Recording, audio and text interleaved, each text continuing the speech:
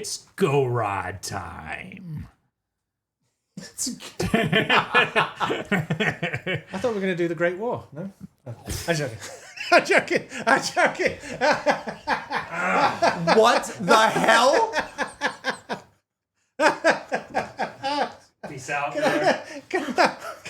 Are you out of your mind? What? He just lives to torture us.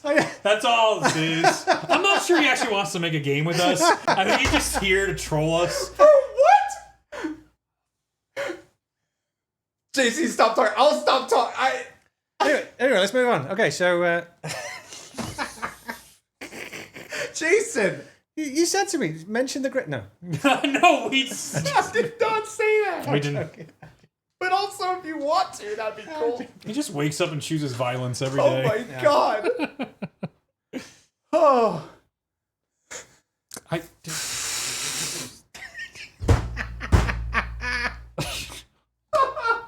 Reed, host for 1 second. Sure. I need to do a quick thing. 1 second. I'll be right back. Don't start. Well, Yeah, I should I mean, talk about the intro? Or should I talk yeah. Let's talk about the intro. while we're doing it? Yeah. What was it like? What is it? Why were you a grumpkin? What was? Well, because how did I make you grumpkin? Because I came from grumpy old school days. I started in Knockdown and Toten and all that, and then you brought in Ace of Spades and metal, and they're screaming through the air. I'm like, this isn't my serious zombies. Like, they're having fun. They're doing all this stuff. There's mechs and dragons. Total whiplash from very serious Zetsubo no Shima, and we're telling this very emotional story. Dempsey's very emotional. Takio's very emotional, and we're flying out of the air, and now let's crank up the metal. It was complete shock. Yeah. Now I've worked with you for a year. Yeah, it makes a lot of sense. I get it all. Well, let me walk the rationale. Yes, please. So you're absolutely right? So Dempsey, it was the reason why he's in a capsule is, in my mind, there was if there was an interaction between Primus Dempsey and his old self. Yeah. We weren't going to the old version would not be seen in a positive light, I thought. But by having him silent inside the capsule and then having our Primus character have that emotional moment, I felt like it allowed us to kind of show the other side to that character. Because even the Primus version is a little bit kind of gung-ho, right? Yeah. So we could capture it there. We could obviously go there with Zetsubo in terms of with Takio, right? Absolutely. When it came to Nikolai, he's probably, of all the characters, has the comedic aspect on the fact that the way that he coped with loss was to become essentially a perpetual liar, right? To kind of cope with it and deal with it. But then he seemed like the most rock and roll of the characters that would be more bombastic and over the top. And so the idea was that the actual map should embody his attitude. Yeah. This is what always happens. You're just like, why did you do this? And he's like, here's the complete, well thought out rationale. It's not because we got the licensing and that's really fun. No, it was, and that makes perfect sense because he was always the guy we made the most jokes about prior. And so he's in the mech, he's drinking the drink, right? He's slaughtering. He's not taking life seriously because he doesn't take his life seriously. Right? The reason why, like, Nikolai doesn't mind if he dies or not. Yes. Right? Yes, that's very clear.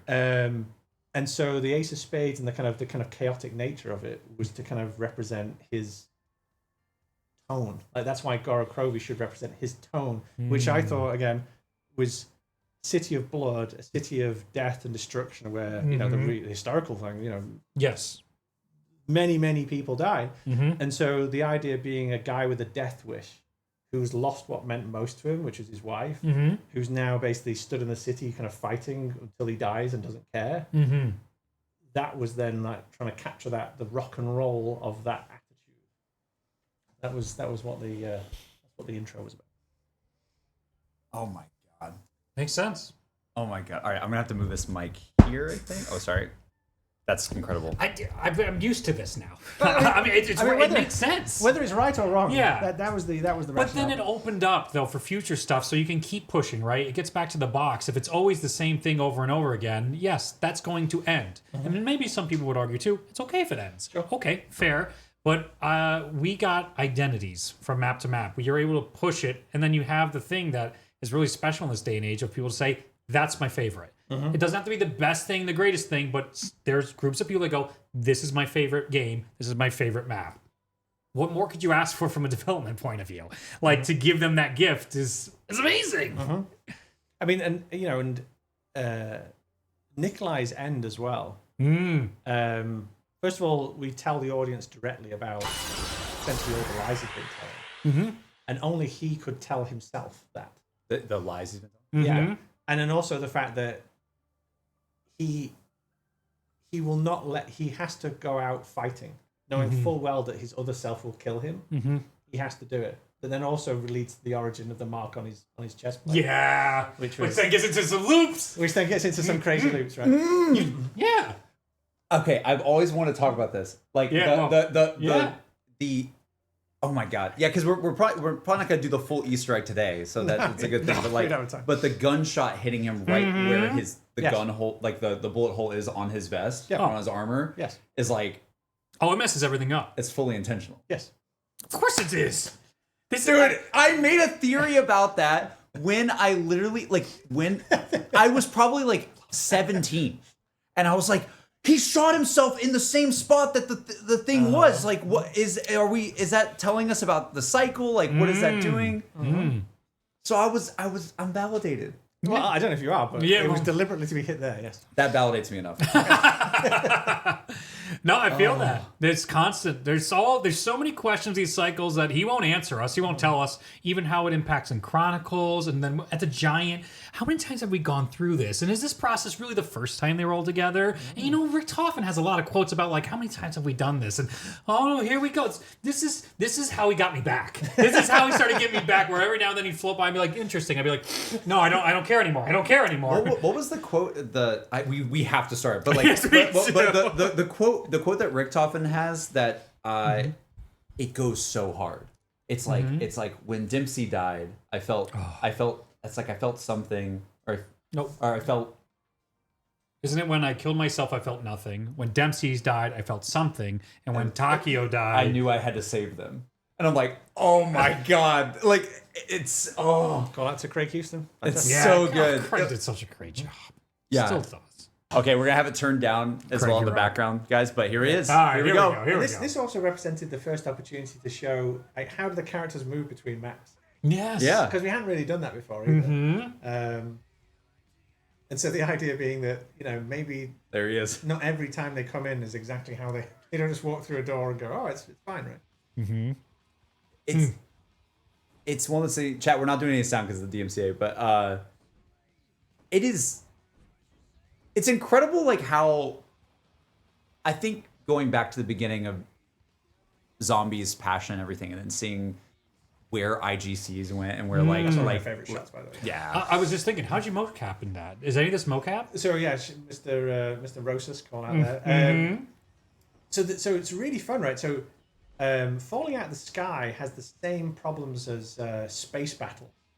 So if you ever have to do a space battle, space is really hard because there's no frame of reference for where you are. Right? Yeah. The reason why most people do space battles and they'll do like an asteroid field is so you can have frame of reference, right? Because if you do space, all the stars are so far away, there's nothing near you, so you can't tell speed in any way. All you can have is lines moving, right? So this, when we were looking at it, was like, how do we show the kind of the trick is to keep on showing the horizon line rolling past you, right? And have this almost this unsteady cam essentially in the front of your face, right? But for the longest time, that sequence felt flat and didn't feel like falling from the sky. So really happy how we kind of got it in the end. Yeah, that came through. Yeah. This is obviously fun. It's just crazy. I think to me it just shows you guys could do anything. You could do anything. If this worked, you could do anything. You know. Oh my god! Yeah, it was already seasoned the boss fight. And this was so this is the difference between diegetic and non-diegetic music, right? Yeah, that was great.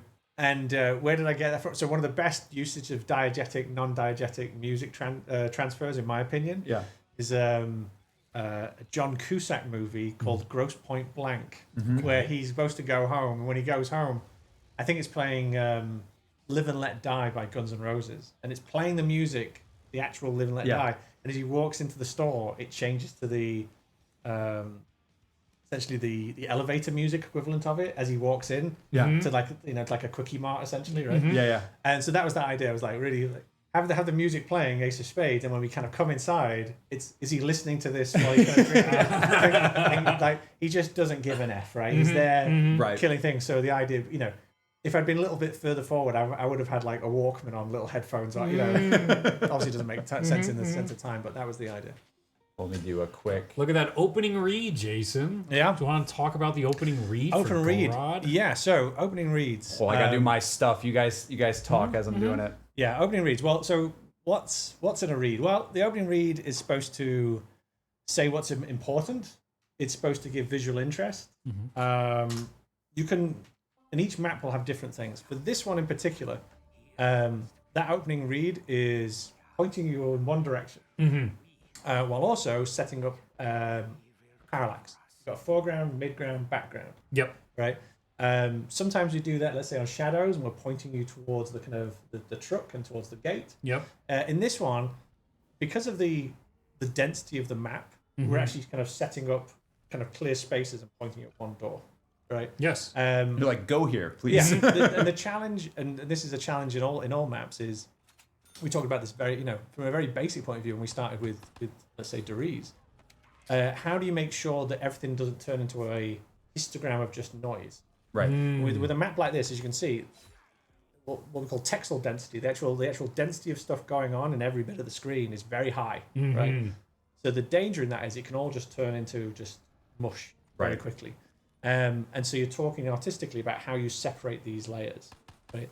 So when you start at the beginning, you're looking at that opening read, because of the lighting in the foreground where the planes crashed.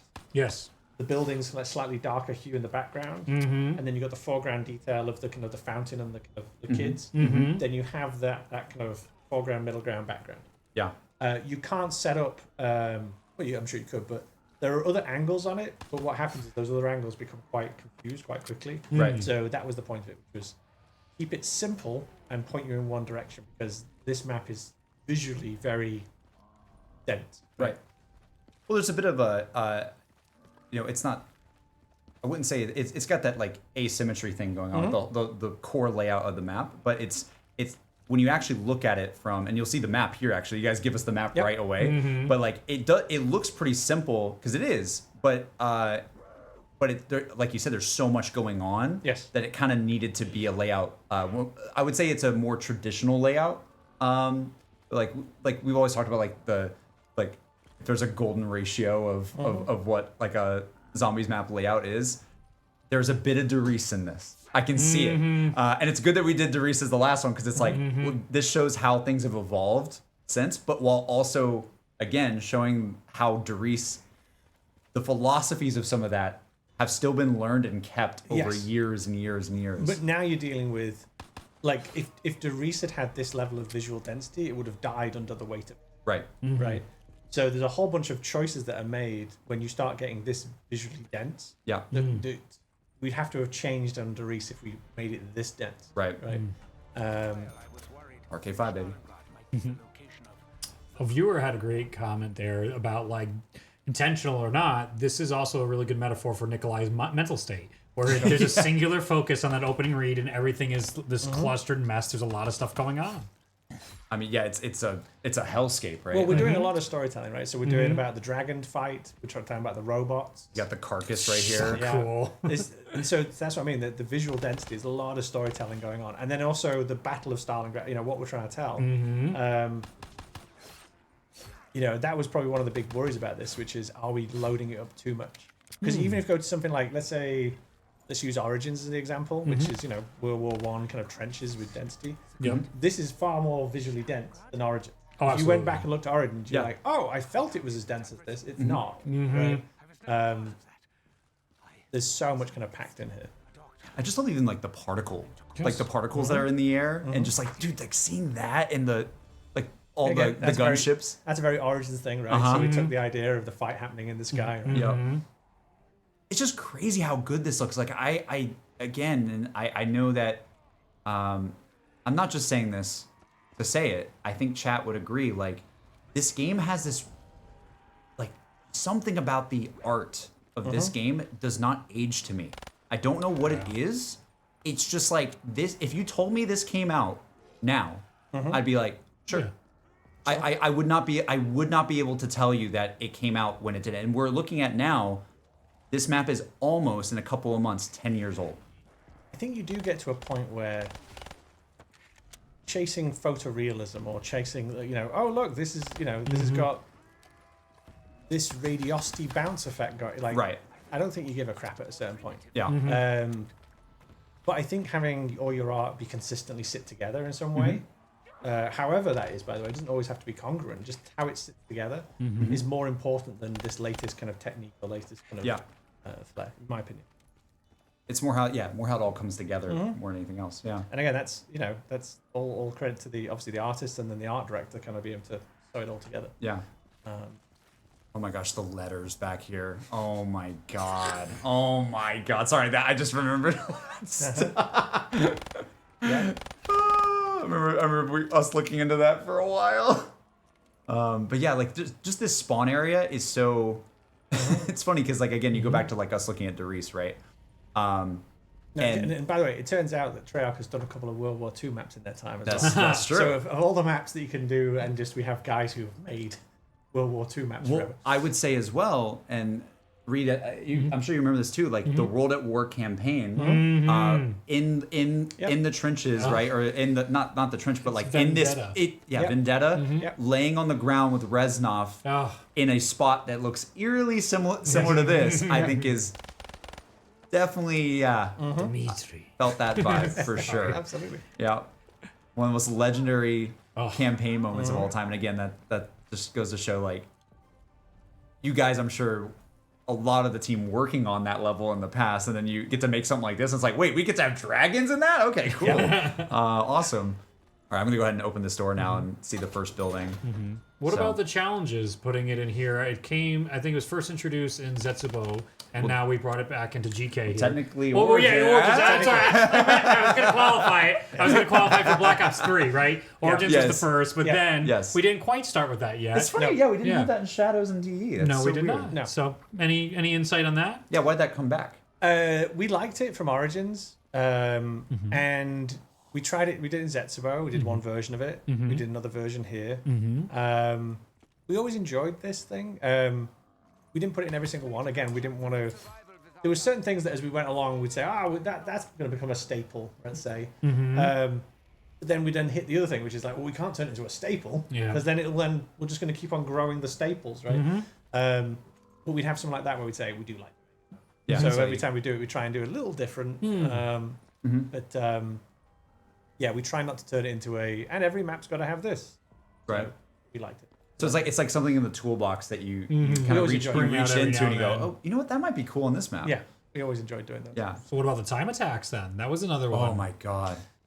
Can I nerd out about that? Please. Yeah, go for it first, and I'll nerd out. So that was a unique idea, which was based on the fact that, if I remember rightly, the MP team was making new weapons. Yeah. And our schedule is not lined up with that. And so we'd planned everything out.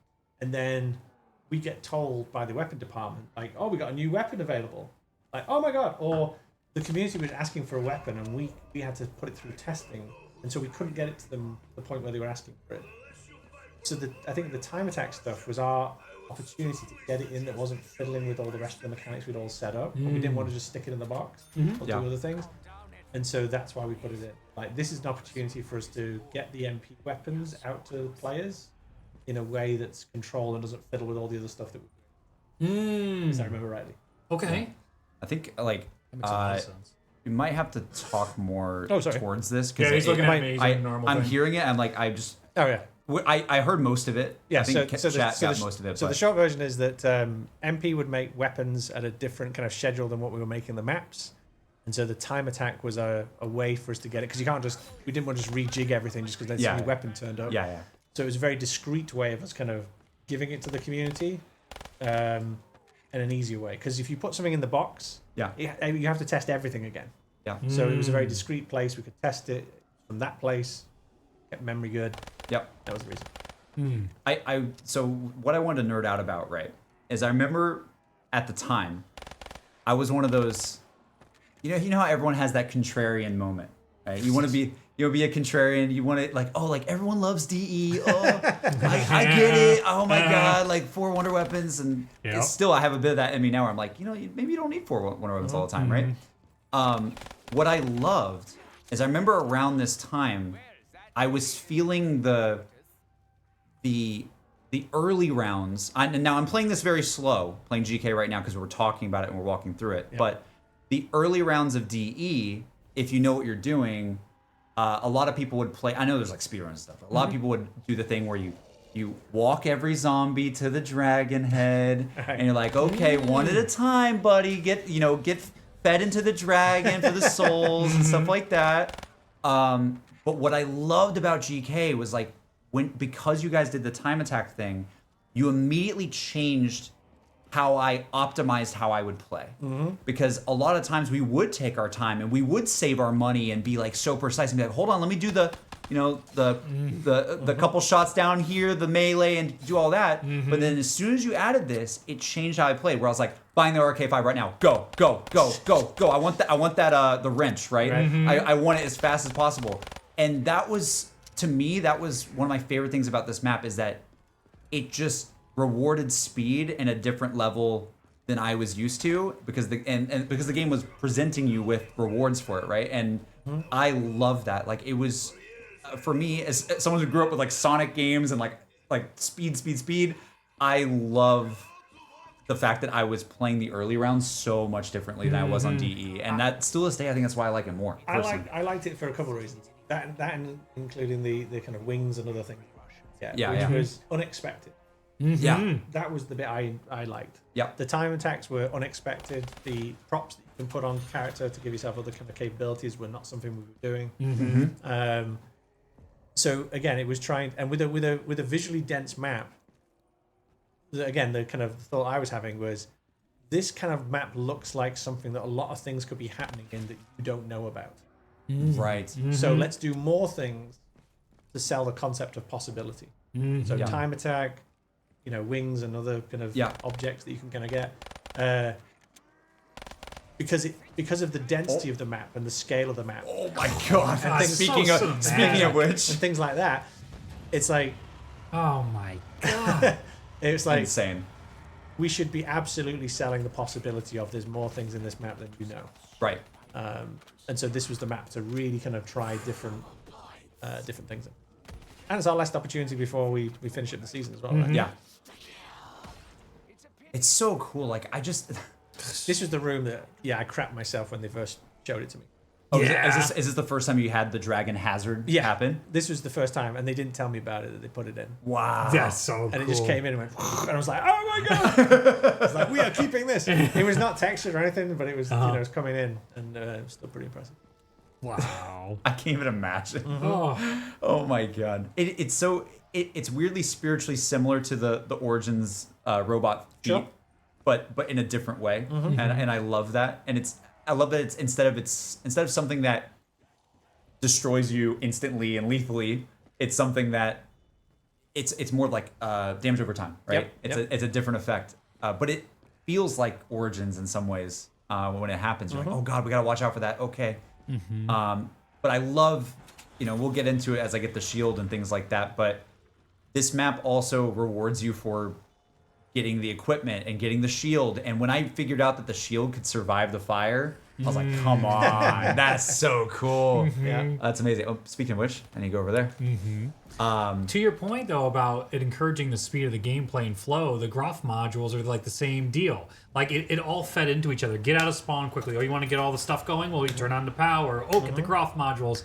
And things just had this flow. And then we'll go to the other exciting thing that's coming soon. But just like, this map is all about go, go, go. I've never heard that perspective in comparison to Der Eisendrache. It really is a complete opposite, because like even the speedrun of DE is hurry up and boop, boop, Yep. Yum. Yep. Yeah. Just slowly eating. I think I missed the cinematic event. I feel bad because when the dragon lands there, the letter falls from the sign into the middle. I've never. Did you know noticed. that? I didn't know that. Yeah, That's it's crazy. It's easily missable, but I'm pretty sure. Hundreds of hours I've played this game. I know. I know. I'm pretty sure there's a letter that's up here that falls right here. That's so cool. I never noticed it. You guys have to check it out. It's when the dragon. I'm pretty sure when the dragon lands right there. Mm-hmm. It's a really cool thing. Obviously, here's the time attack board. The blank board. Yeah. It was one of the last things to go in. That's amazing. Oh my god. Because that was the whole point, was the map was closing down, and MP says, "Well, we got these weapons." Like what? We could do with that. Yeah. So yeah, it was I think one of the last things that we put in, because that was the whole point. We didn't want to touch any of the other stuff. Yeah. We're like, we want to get this stuff in, but we can't fiddle with the other, balancing. Right.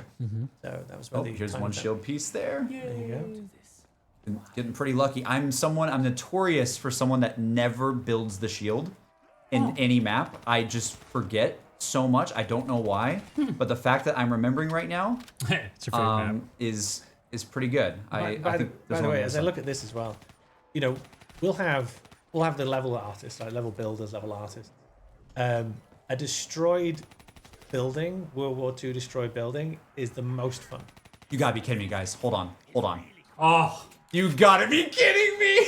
beautiful. Absolutely beautiful. Yeah. Oh, That's what we needed. It's the BPSH. Let's go. Sorry, keep going. I just want to call it out. I want to So call good. it. I just say, like, when you look at the environment, you can tell from an artist's point of view that it's so much fun to set dress it. Right? Look at the read here as well. Yeah. Oh, it's so good.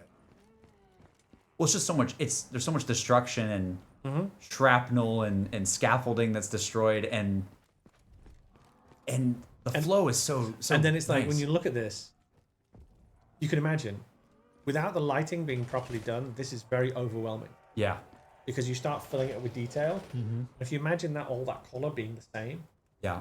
it gets very confusing very quickly. You won't be able to see doors, you won't see where to go.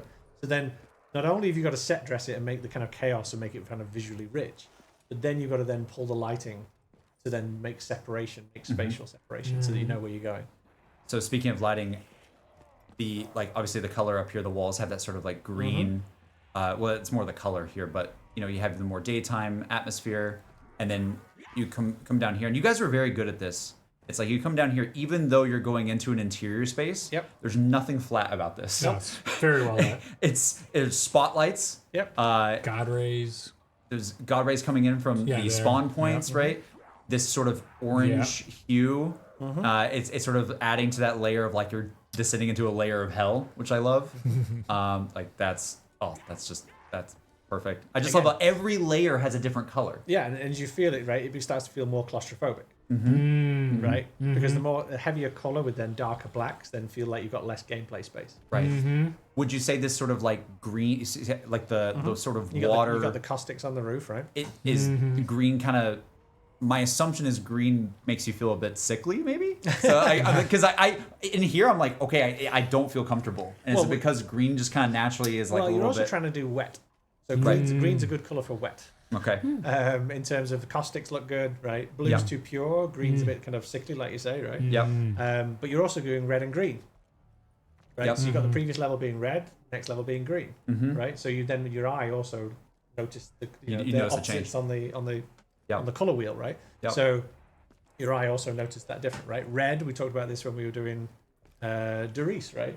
You do red with darkers, right? It feels more claustrophobic. It feels kind of closer. Oh, didn't do his thing. Look at those animations.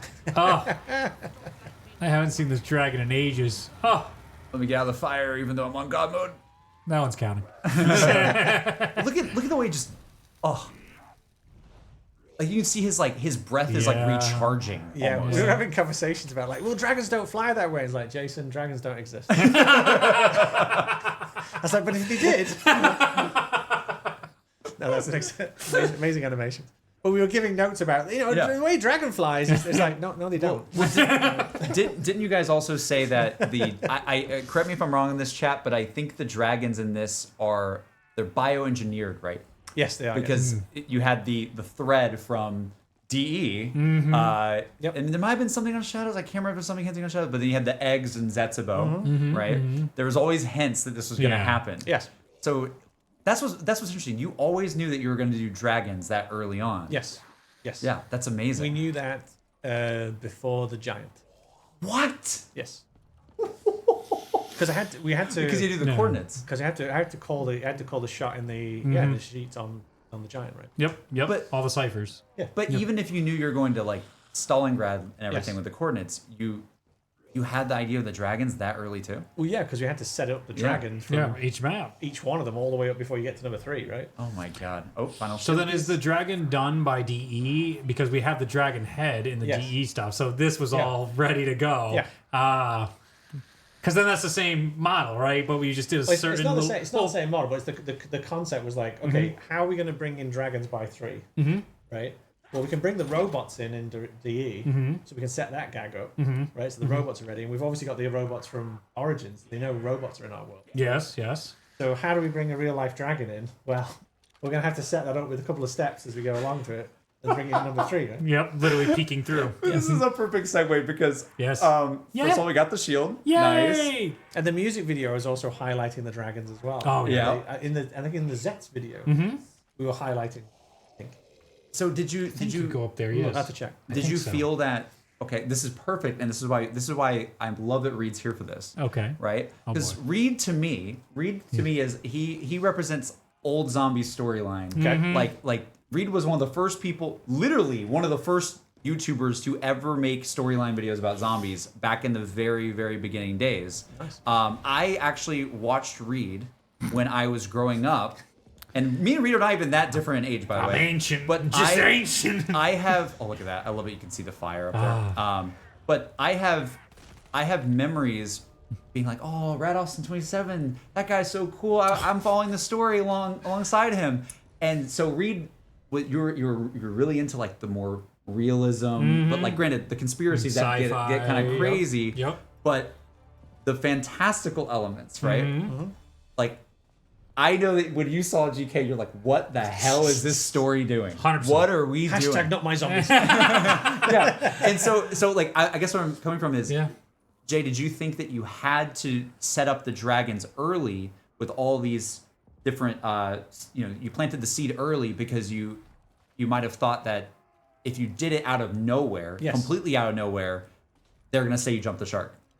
So there's times when I've experimented with jumping the shark deliberately, because I think there's things that you should. That not everything should be foreshadowed and set up. Right. But this one, yes, I wanted to foreshadow it. We wanted Right. to. So the idea being that something was coming. Yeah. Right. And again, pulling off the giant robots was that conversation, Yeah. right? Which was like, is the community going to accept? You got to remember, bring it back to Origins. Ooh, Brecky. I'm going to reset the cast, first of all. They may kill me for that. Yep. And then I'm going to put World War One, which, okay, maybe they'd be okay with that. But it's changing the timeline a little bit. But I'm changing the timeline. And then I'm going to put 3 massive robots striding across the landscape. And the Easter egg at the end of that one is going to essentially flip a middle finger up to everyone as well. It's all a dream. Right? so that whole package was just danger. Right? So when we're looking at this one and saying, okay, we've got to get dragons in. I was like, I don't think we can just go dragons. Here there be dragons. Because we'd done it for the robots in Origin. Right. And I was like, I don't want to do that again. Like, we got away with that. Yeah. And I think it was just so much new.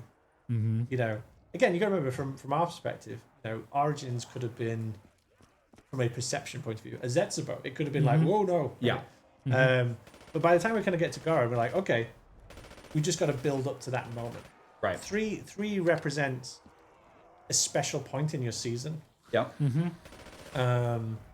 It's the pinnacle of the interest potentially.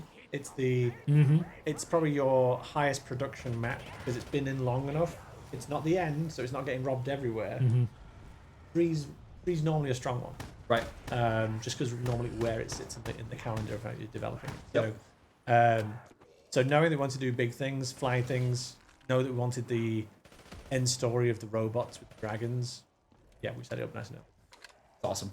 That was the height. I remember feeling it. The excitement was unbelievable heading into Revelations. Oh my God. Because you guys did. We were so excited. After that, boom, you hit the 3, and then we were able to ride that high all the way to the 4th DLC because of how much people were looking forward to the 3rd DLC. Right. This sets up continuing through.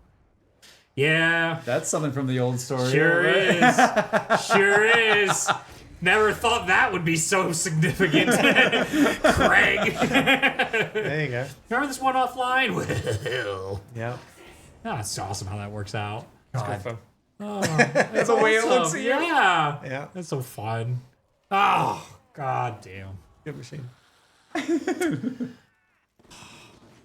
Oh, there's Yay, there's here the we first. go. See, again, I love the flow of GK where Yep. like I'm just playing and things just get given to Yep. me for playing. It's like, On oh, the you're doing next. good. Yep. Here's a cylinder. Now the next thing. find the color of the right cylinder. Very easy.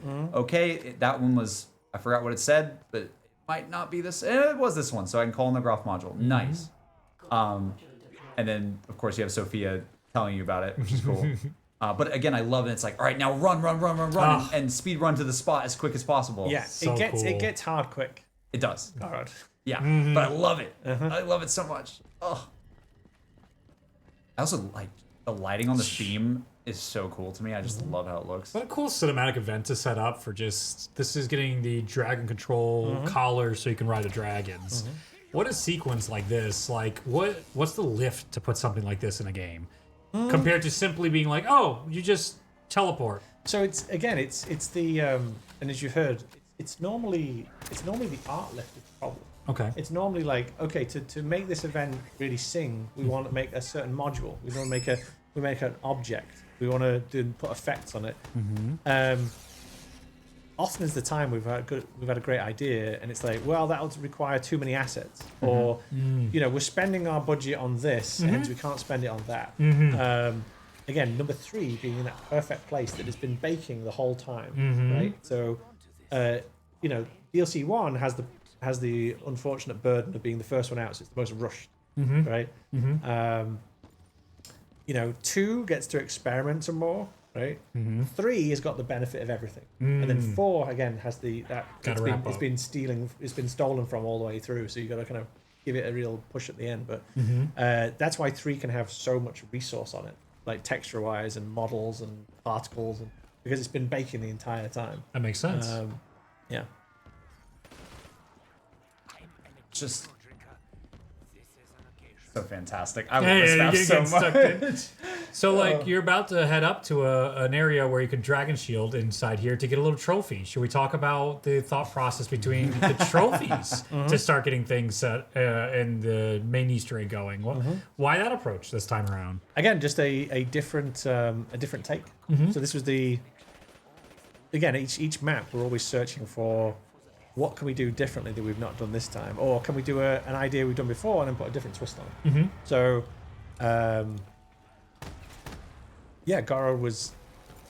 Gorod has in some senses, again, keep using it based on the one that people had trouble with, but is experimental in this in a similar way to Zetsubo in terms of trying different ideas. It just didn't do them at such a fundamental level. They're all surface ideas that are part of normally the main quest. Zetsubo is experimenting with the core kind of experience of playing the game. Yes. So yeah, Gorod has tons of things that we either twist on a previous idea or brand new that you can only see in this map. Oh, the flowers aren't here. I think they're in the other spot. Or the candle's somewhere here too. Oh my god, yeah, you reminded me the monkey bomb that There it plays is. There it dumb is. Wait, hold on. There it is. Oh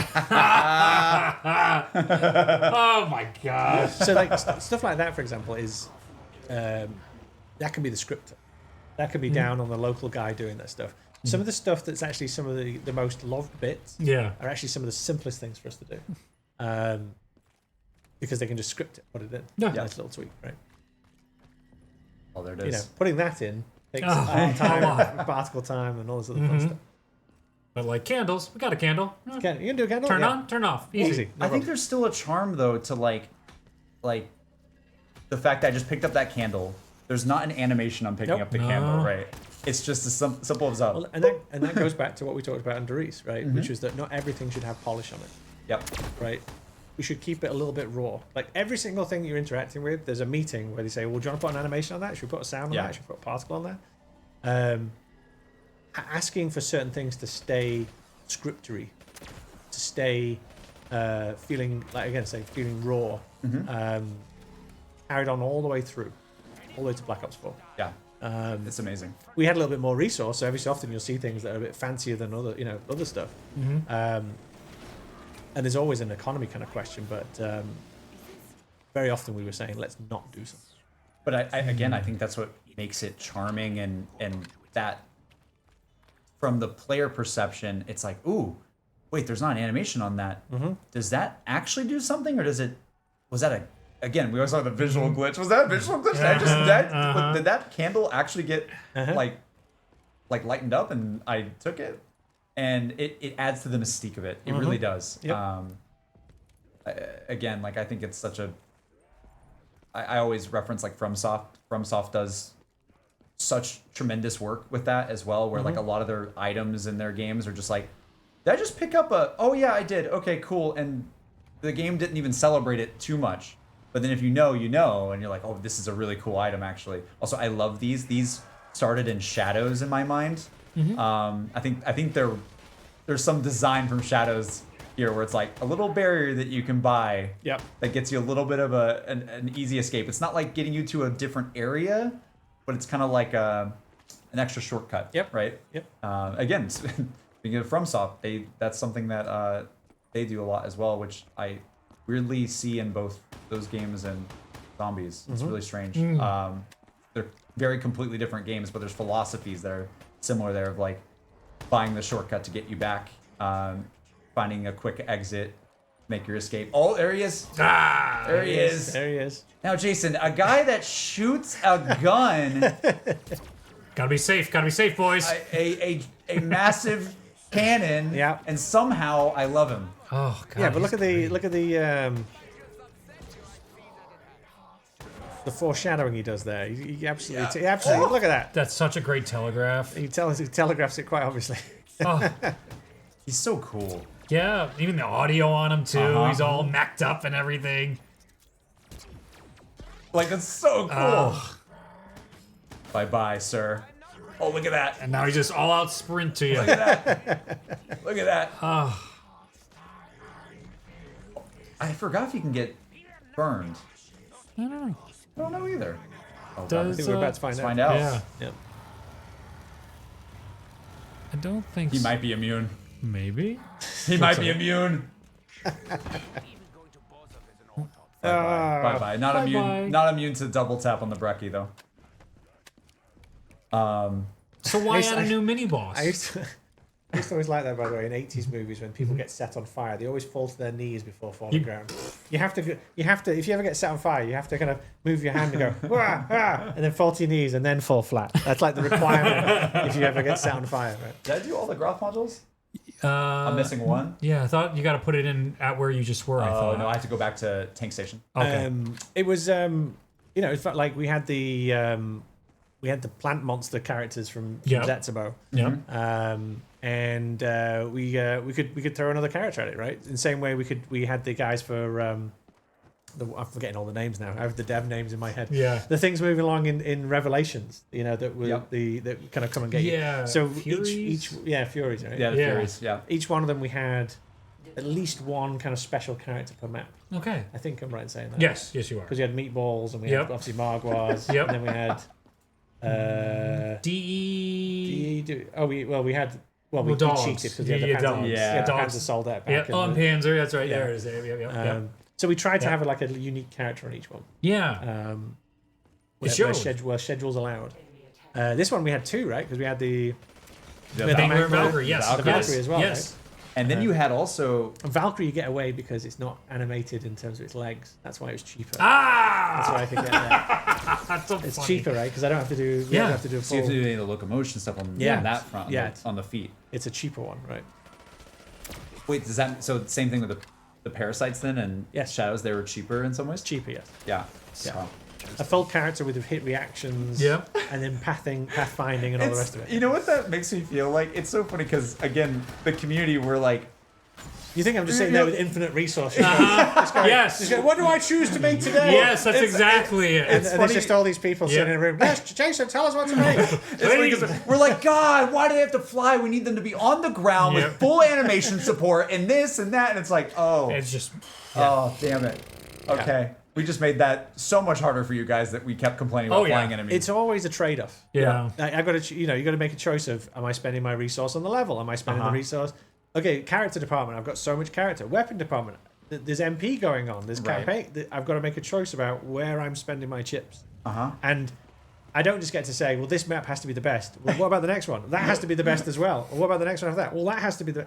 So I have to say, well, over my season, I'm going to spend my chips here at this point and there at that point, and I'll give more of this in this map and less of it in that map, because I have to choose how I'm.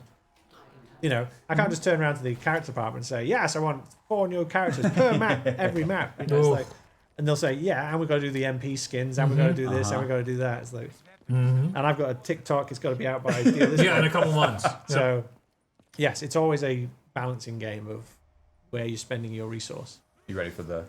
Here Yeah, we go for it. go. Here he comes. There you go. Oh. Yeah, look at that There guy. he goes. Oh, I like the extra wing beat there. So good. Don't worry about the fact there's a train of zombies there. Yeah, that's not what we're here for. That's not what we're here Here for. we go. There we go. Oh my gosh. Wow. I love that I get a break. Kick the camera. Yep. This jump. I remember turning to him and going, how are you going to get above that? They said, don't worry, we'll jump it. I remember saying, I was like, because they were set up, and I was like, how are you going to get out? And they were like, Yeah. oh, okay, we got it. If you look at the actual movement it makes, Yeah. it goes on and goes, Yeah. to get above this ledge. But it also goes back to oh, you're talking about the dragon itself. Yeah, the Yeah, dragon yeah. itself. I'm talking about this jump. No, that was that. I was like, it's fine. I got my dragon. This is The dragon getting out though, I was like, how's he going to get out and look natural in some way? yeah. If you for free camera take the camera out, I'm sure he does like a little bit of a peculiar jump at that Uh-huh. Oh, that's so cool. beginning bit. Oh, Did an amazing job. oh my goodness. Oh man. Oh man. Yeah. There you go. Oh Yeah. man. Now, Yeah. this is the first time we really had a tower defense type of feel, but back to like World at War, we had rebuilding the barriers, but this is like a different level. Yeah, Why? yeah. Well, it was the idea of like, okay, let's give you that napped experience again, but like on steroids. Yeah. And then let's do so there's an old film called Assault on Precinct 13. Okay. It's an old John Carpenter movie. I think I'm right in saying that. And the idea was that you're in the prison, and everyone's attacking you, right? And so it was that idea of like, okay, let's get really kind of chaotic and have everyone running across no man's land at you. And those boards coming down kind of indicated the, get ready, lads, right? So the boards coming down into place, and again, talk about the extra bit of animation. If you look at them, they've got an extra bit of movement on them when they come down. When the boards like When the boards come down, To make sure to catch your eyes. it's got an extra bit of polish. Like, so you could script that down.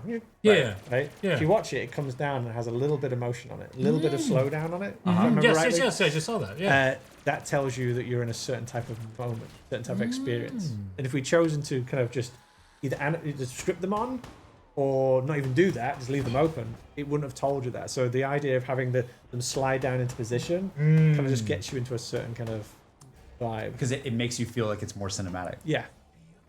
Because there's an extra Yeah, little bit instead of, of just- it slides in a certain way. It's so funny because again, like it's like with transitions with video editing. We always talk about like you can translate and then but putting little easy ease on Yep. the end. Yep. It actually putting a curve on it, Oh. right? Oh. It does help. And it's funny that the same techniques work in 100%. things like this too. Yep.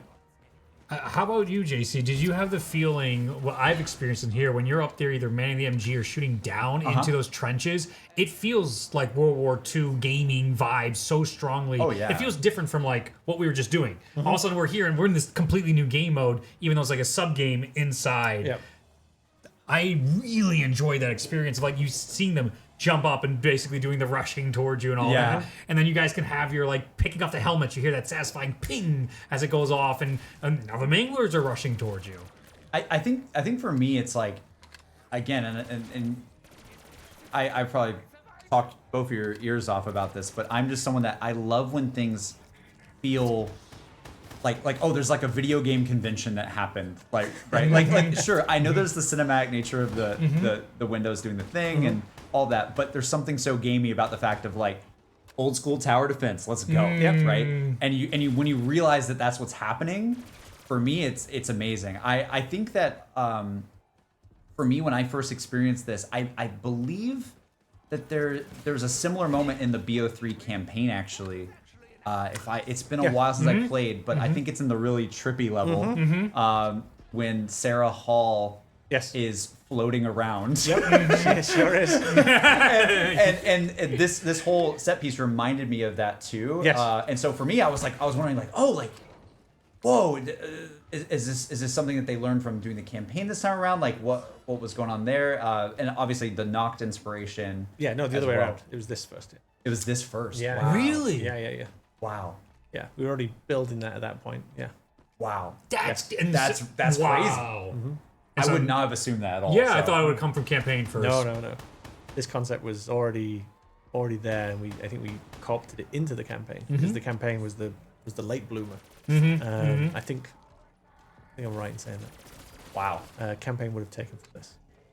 I mean, I just love it because and again, we're talking about like how going back to like a level design perspective here. But again, yeah, this reminds me of hide and seek in your house.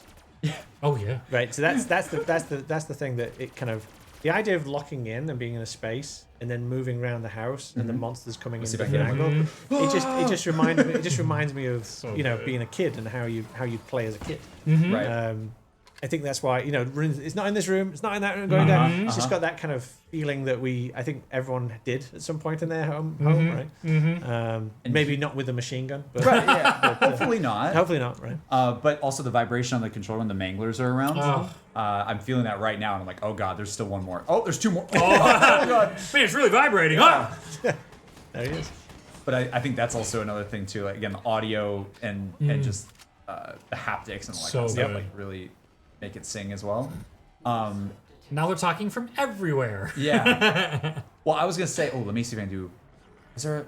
I think it's only up the front. It's upstairs. is the You're right. turret. You're right. Oh, Oh god, there he is. Yeah. He showed up.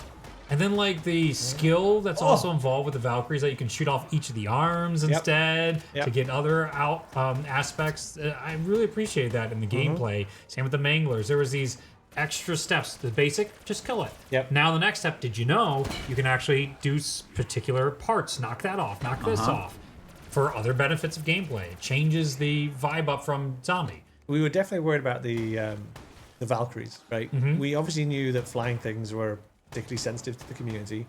But again, we weren't going to go away from that. We were going to go, okay, well, what part of that are they sensitive to? And so part of this was, can we tear the thing apart? Does that make it more or less viable? Do they like it more or less when we do this? The fly things that we did in Shadows were deliberately made to, they put like things on your screen, but the damage amount's so small, like it could sit there firing at you and you're not really going to die. Something else has to be hitting you for it to kill you, really. But it's a distraction. But it's asking you to move your gun in a different way. That's the value of them, not the actual threat to them, threat to you, right? In this one, though, we're like, okay, we're going to put the thread up, but now we're going to have you be able to tear the thing apart and change the shape of it. Does this become more or less liked? So there was an experiment in the very nature of the Valkyrie drone, which was how do people respond? It's amazing. Do you remember their sentiment? Were they more receptive to that than the bugs? I think by the time we got to the Valkyrie, the community's kind of comments about it were a lot more accepting. I think when they very first saw it on the trailer, it was the same reaction. Oh my god, flying thing! And then when people actually started playing it, I think it still bugged them, which again, my job of bad guys is to bug you. I hate to tell you that.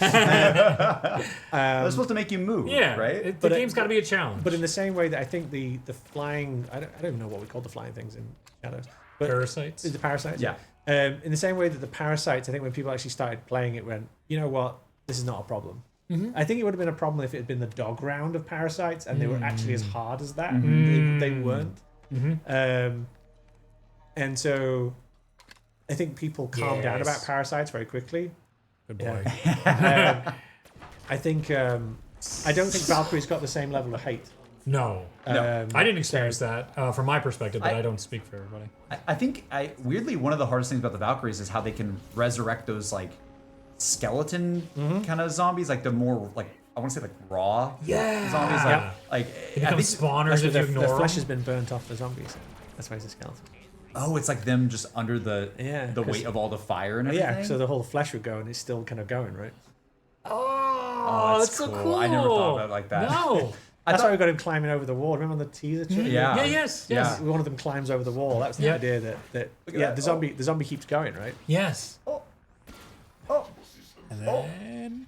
bye bye. There's a suicide attack. Yep. And that's how you get the Valkyrie helmet? I think shooting those off or something like I that. believe it's been a while. I know. You I love that. You gotta do this and then ready. Yeah, you gotta shoot. Of course. I think I got it. I think you did too. But yeah, talk about just like there's so many cool transportation systems. And you're not sending us to a teleporter box that time. But is there still a box involved? Is there? Is there a trick in that one? Yeah, what's the trick Yeah. of that? I don't know. Could be anything. Is it Because I don't know if the Geo is actually their pipe level design wise. I don't know if we're actually going through. Because I clipped all these maps. I don't recall. Are you actually? So yeah, I don't know. I think you do physically travel that distance for some reason. I think that's one where they're not doing a trick for some reason. I could be totally wrong. It's been 10 years, guys. So don't worry about me. Wait, how does the pipe work? Exactly. It's been 10 years. Who knows? Who knows? So yeah, the really fun thing. I wonder if I can. Where's the egg thing here? Oh, Egg thing? I don't know if there is one here. I can't remember. Oh, to put it down. I always That's right. have. Yeah, there is one. It's over by the dead dragon. Yes, there was I a think. black screen halfway through that transition. Yes. Always That's look, look out for that. This the secret We're cuts. always Yep. doing cleverness with that. Yep. But I always go over here and place the egg. Yeah, it's a classic. Yeah. Look at that. Place There the you go. dragon egg. In the nest. There you go. Yeah. So to make things go multiple rounds, clearly deliberate. What's your rationale on those? In what way? Like Is it the cooling of the egg yes? and things like that. Yeah. Is it for just purely pacing and such like that? Yeah, it's just a different flavor of something, right? So in the same way that we talk about escort missions and like they're a pain in the bum, right? Some people love escort missions. The idea of baking something again. We looked at it from Setsubo, which was multiple round stuff. Like, okay, let's put a little bit of something in, right? We were always trying to. The dragon egg must cool. I love that. We were always trying to find, especially if we found something that the community didn't respond well to. That was always a call to arms of like, okay, how do we now make it so you do respond to it? We never looked at it as like, okay, never do that again. It was like, okay, there's a different angle on this, and we kept on seeing that, which was sometimes mechanics or ideas that you say I don't like in this map.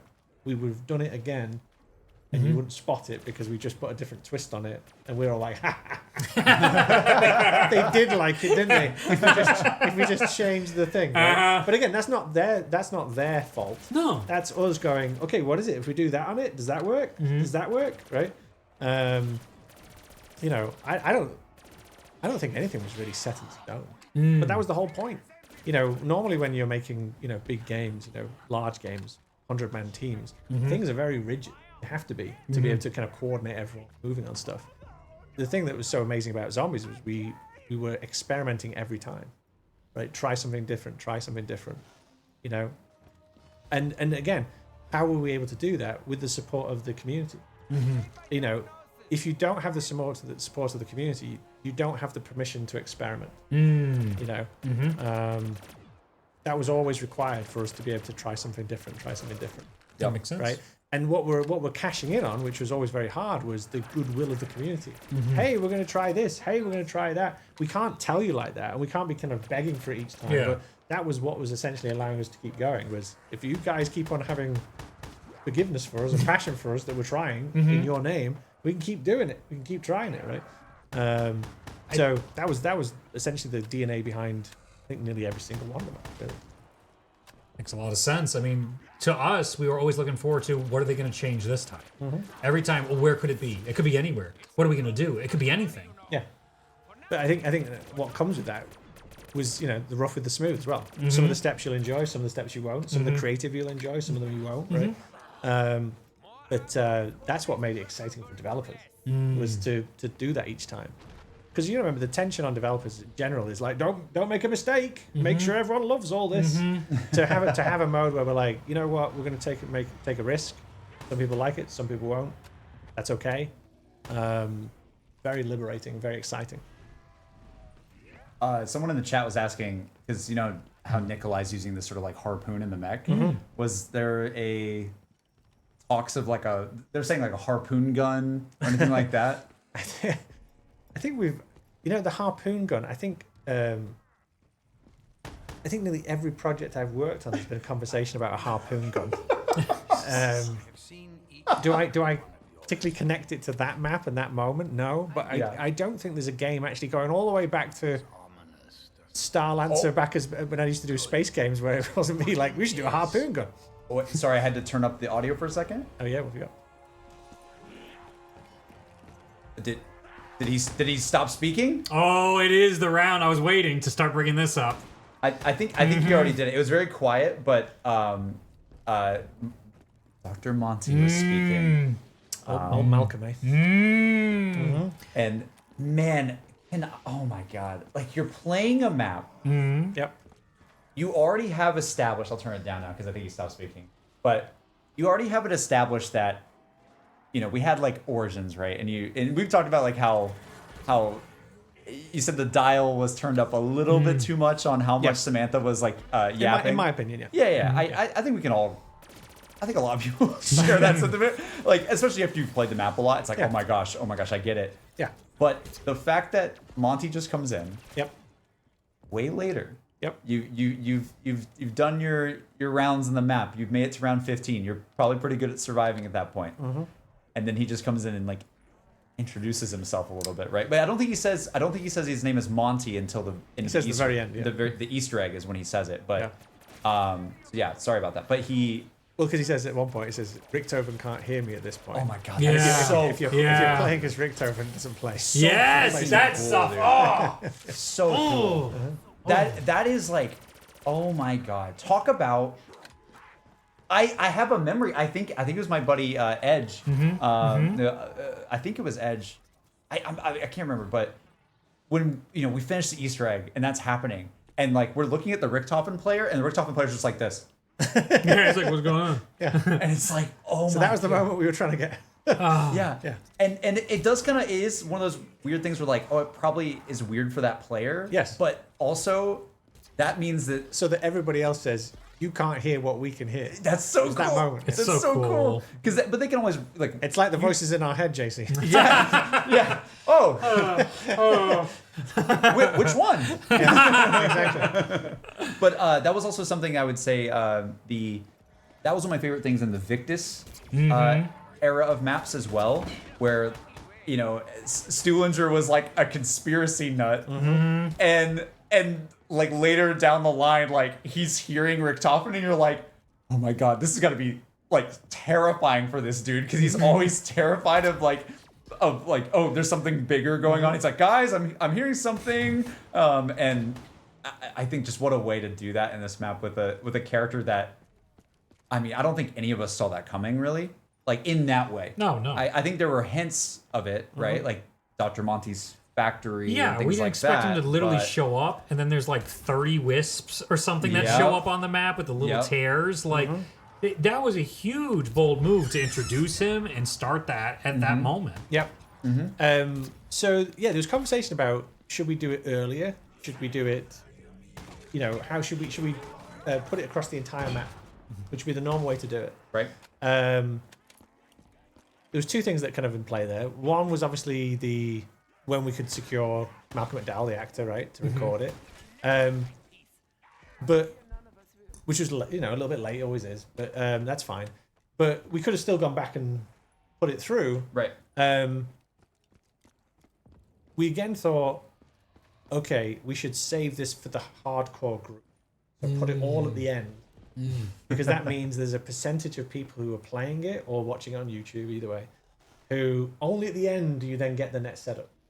Again, it's that concept of, can we get people arguing about, I know what it is, and then like, well, you've not seen that bit, and what's this bit, and who's that character? And it's like a late game conversation that suddenly changes the conversation, because we started off and it'd be all about Nikolai and all about what's kind of going on there, and then we wanted the conversation to change into we're now talking about the next map. We're now talking about getting excited for Rev. He's talking again. And we were worried that putting too much Malcolm, putting too much Monty, putting too much Monty earlier on would rob Nikolai of the focus or rob the storytelling of what we're doing. So it could look a bit crammed in at the end, but I'd rather that than it's robbing Nikolai of his time in the spotlight. Yes. And to hide them, Depot could have started, like at one point we were talking about, do we put Monty stuff in that you can get from the second you start playing? If you go over to that rock and press X on that rock, you can hear Monty talking about rocks. But again, it was like, are we then going to make the conversation go off this way? That was the rationale. That makes sense. I think you guys did a good balance, because each of these maps was supposed to feature a character, and it was all about them, and we got our time in the sun with Nikolai. Yeah. You could say, well, yeah, but I wanted a better setup for Monty, and it's like, well, I did argue that. it's just good. It's like he had to be there by Rev for that to work. Yep. I didn't want to spoil Gorod with him being too prominent.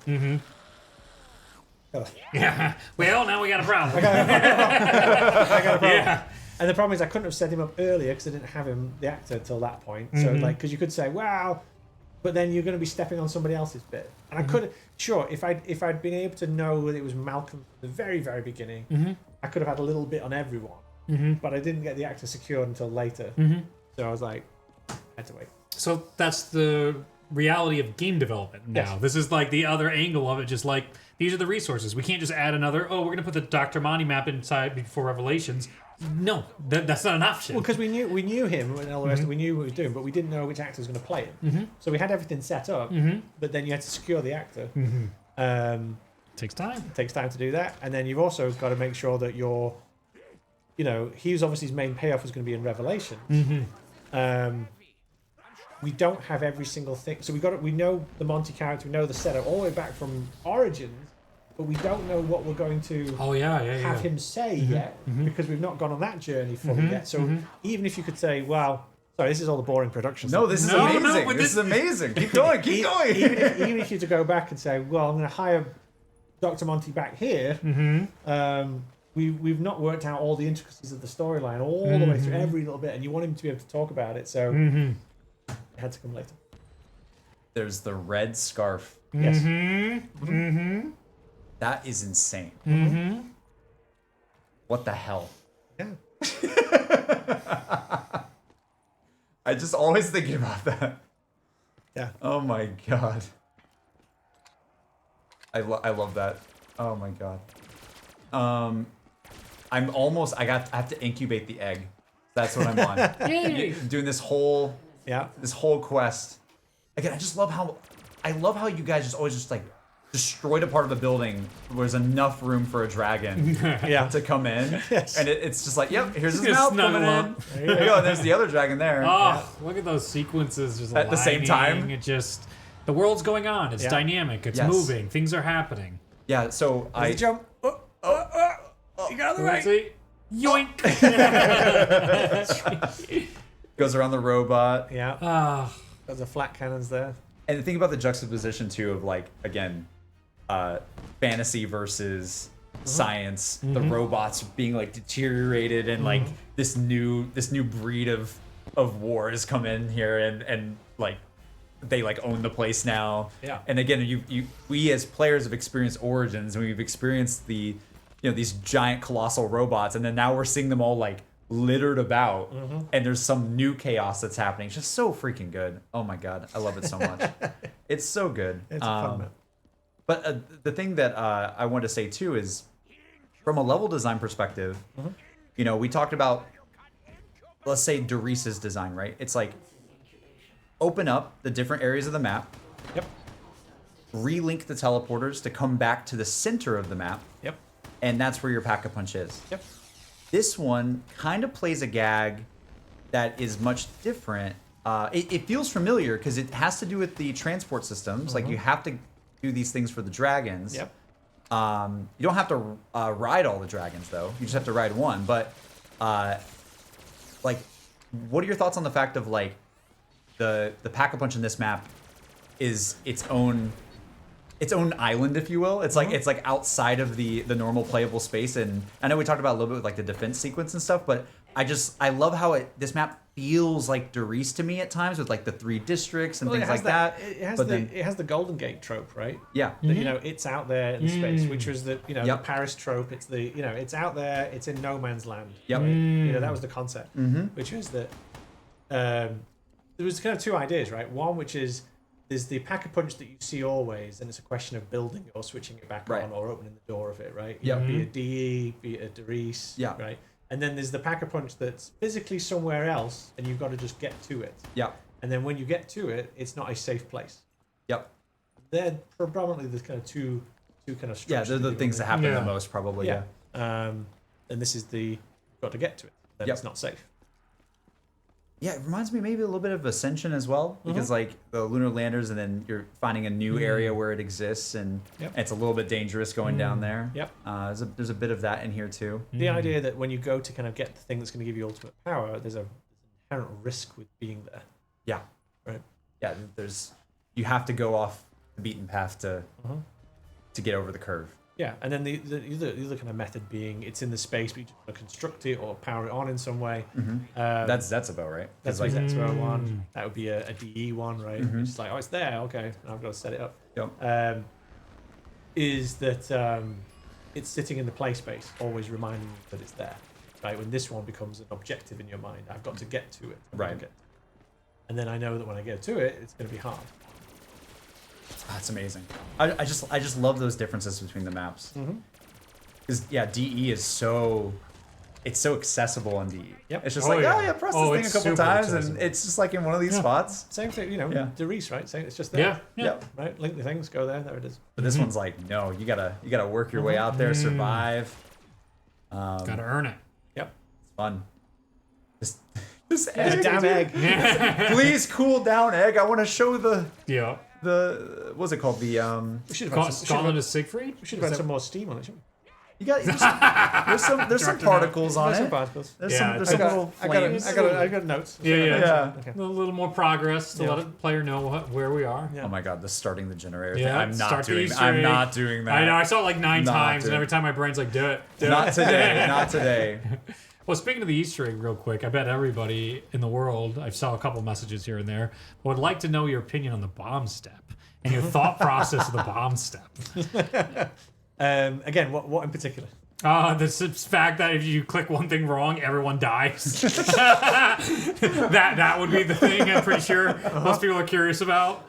And just like, why? What? Sometimes that life is hard. What's my opinion on that? Yeah, I think it sucks when life's hard. It was definitely a surprise step, and people were. Was it intended for them to be like slowly pausing it to try and read it through, or it really was just like, "Brr, have fun? I don't remember the individual details on that one. Yeah. What I do remember is that there's been multiple steps where, and we had conversations about each one of them, which was this is a punitive step. We have conversations. Yep. This is a punitive step, Yep. and we'll say where are we up to in the flow? What is the vibe of the map? Whether we want to make that punitive or not. Here we go. Here we go. Yeah, Here we go. yeah. There he is. Oh, There he is. we got a flamethrower. Yeah. Again, this one really, map 3 benefited from a lot of resource that they could call out early and wait long enough to get it back. Because again, if you say, I want this and I want that and I want the other thing and I want, because it's map 3, you've got long enough that you can design it, call for it, have the departments make it. They can wait. There's like 2 can't wait, right? 1 can't wait, 3 can wait. You can put it in early enough and wait.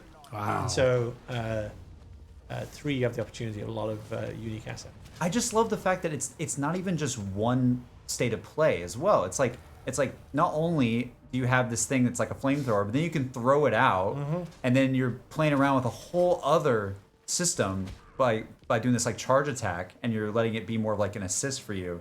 Like it's just so. Again, that's the scripters my having gosh. just more time to kind of play with it. Yeah, Because they can, and again, it kind of shows when we've not been stealing them for other maps.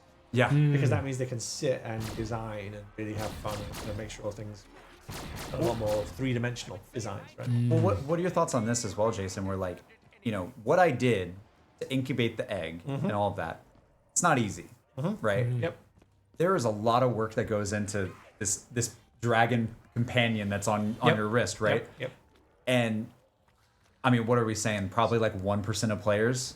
Yep. Like- So totally different departments, Yeah, right? So the egg, that's your scripting group, right? yeah, Because art-wise, very little going on. You've got like some particles on it. You place it on there. That's all scripting, right? yep, Then you've got all the, your dragon and Siegfried and all that stuff. That's a totally different department. yeah. Totally different scripters, totally different artists, so forth. So those things can happen simultaneously, no problem. But like, how do you feel about the fact that like, I think I know how you feel about this, but I love talking to you about it because it's that thing of not every player is going to see this. No. And in fact, a lot of players might just see it online and be like, "Wait, what?" That's the whole You point. can That's get that? the whole point. Yeah. That's the whole point. And that's the thing that, game development, especially AAA game development in general, does not like to do. Yeah. Why? Makes total sense, right? We're 'Cause- spending money on it. Yeah, right? totally. Spending money, we're spending time on it. That's interestingly enough why the community enjoys it, because Yep. it's we're putting stuff in there without an expectation that it will be found, Yep. and that also the majority of players may never see it. That's super exciting. It's hard to do when you're doing it when you're working at this level of production, Right.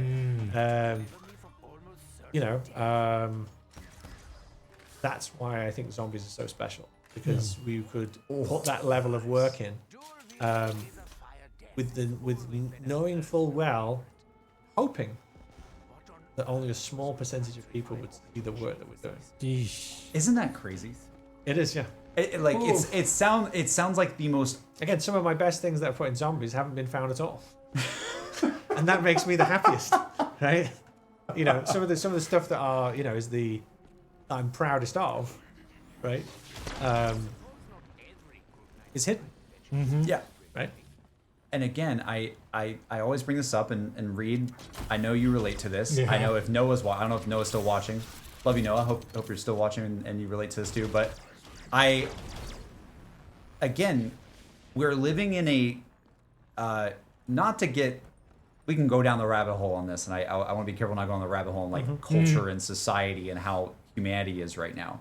But we live in a world where everything that people do is I do this and I want to show you that I did this and affirm that my work mattered. Yes. And like basically everyone is fighting for your attention to show you like something that they did, to get a rise out of you, to show you something like it's a retention economy. Like everything, social media, short form content, like everything. And the fact that you're sitting here and you go, I actually like you get enjoyment out of the fact that people have not found certain things, and you get enjoyment out of the fact that not as many people saw the Gauntlet of Siegfried. Yep. It's just like I feel that way too. Like I love it for that reason too. It's just so funny because it just shows it just shows like how I don't know, different the philosophy is in terms of like how everything nowadays operates, how the world operates right now, and What I hear, JC, in it's that very is that- classic gaming too. Yes. Go ahead. Well, Sorry. yeah, no, I'm trying to add. Plus, with it is the it has like a tolerance for risk. You guys being comfortable enough with what you make, and then to hide that extra stuff of like, this is the reward, because those are the special moments you get to have in gaming when you get to find that very secret thing or that extra feature that's actually, whoa, this was well made, this was absolutely intended, and it's rewarding the people's time. It's getting back to respecting players' time like we always discuss about. It's like, you care this much, we want to make you as happy as possible in that respect. Well, I think, I also think it was very special on the fact that, Call of Duty, is one of the biggest games in the world. Oh yeah. Right? Yeah. So it's got the most number of eyes on it. It's going to have, critical reception that is connected to its profits of how much money it made and all, all this kind of good stuff. And so to have a mode in there that then completely flies in the face of everything you should be doing, I think it's not just me. I think the development team as a whole absolutely loved it. Yeah. Is we could absolutely just let loose.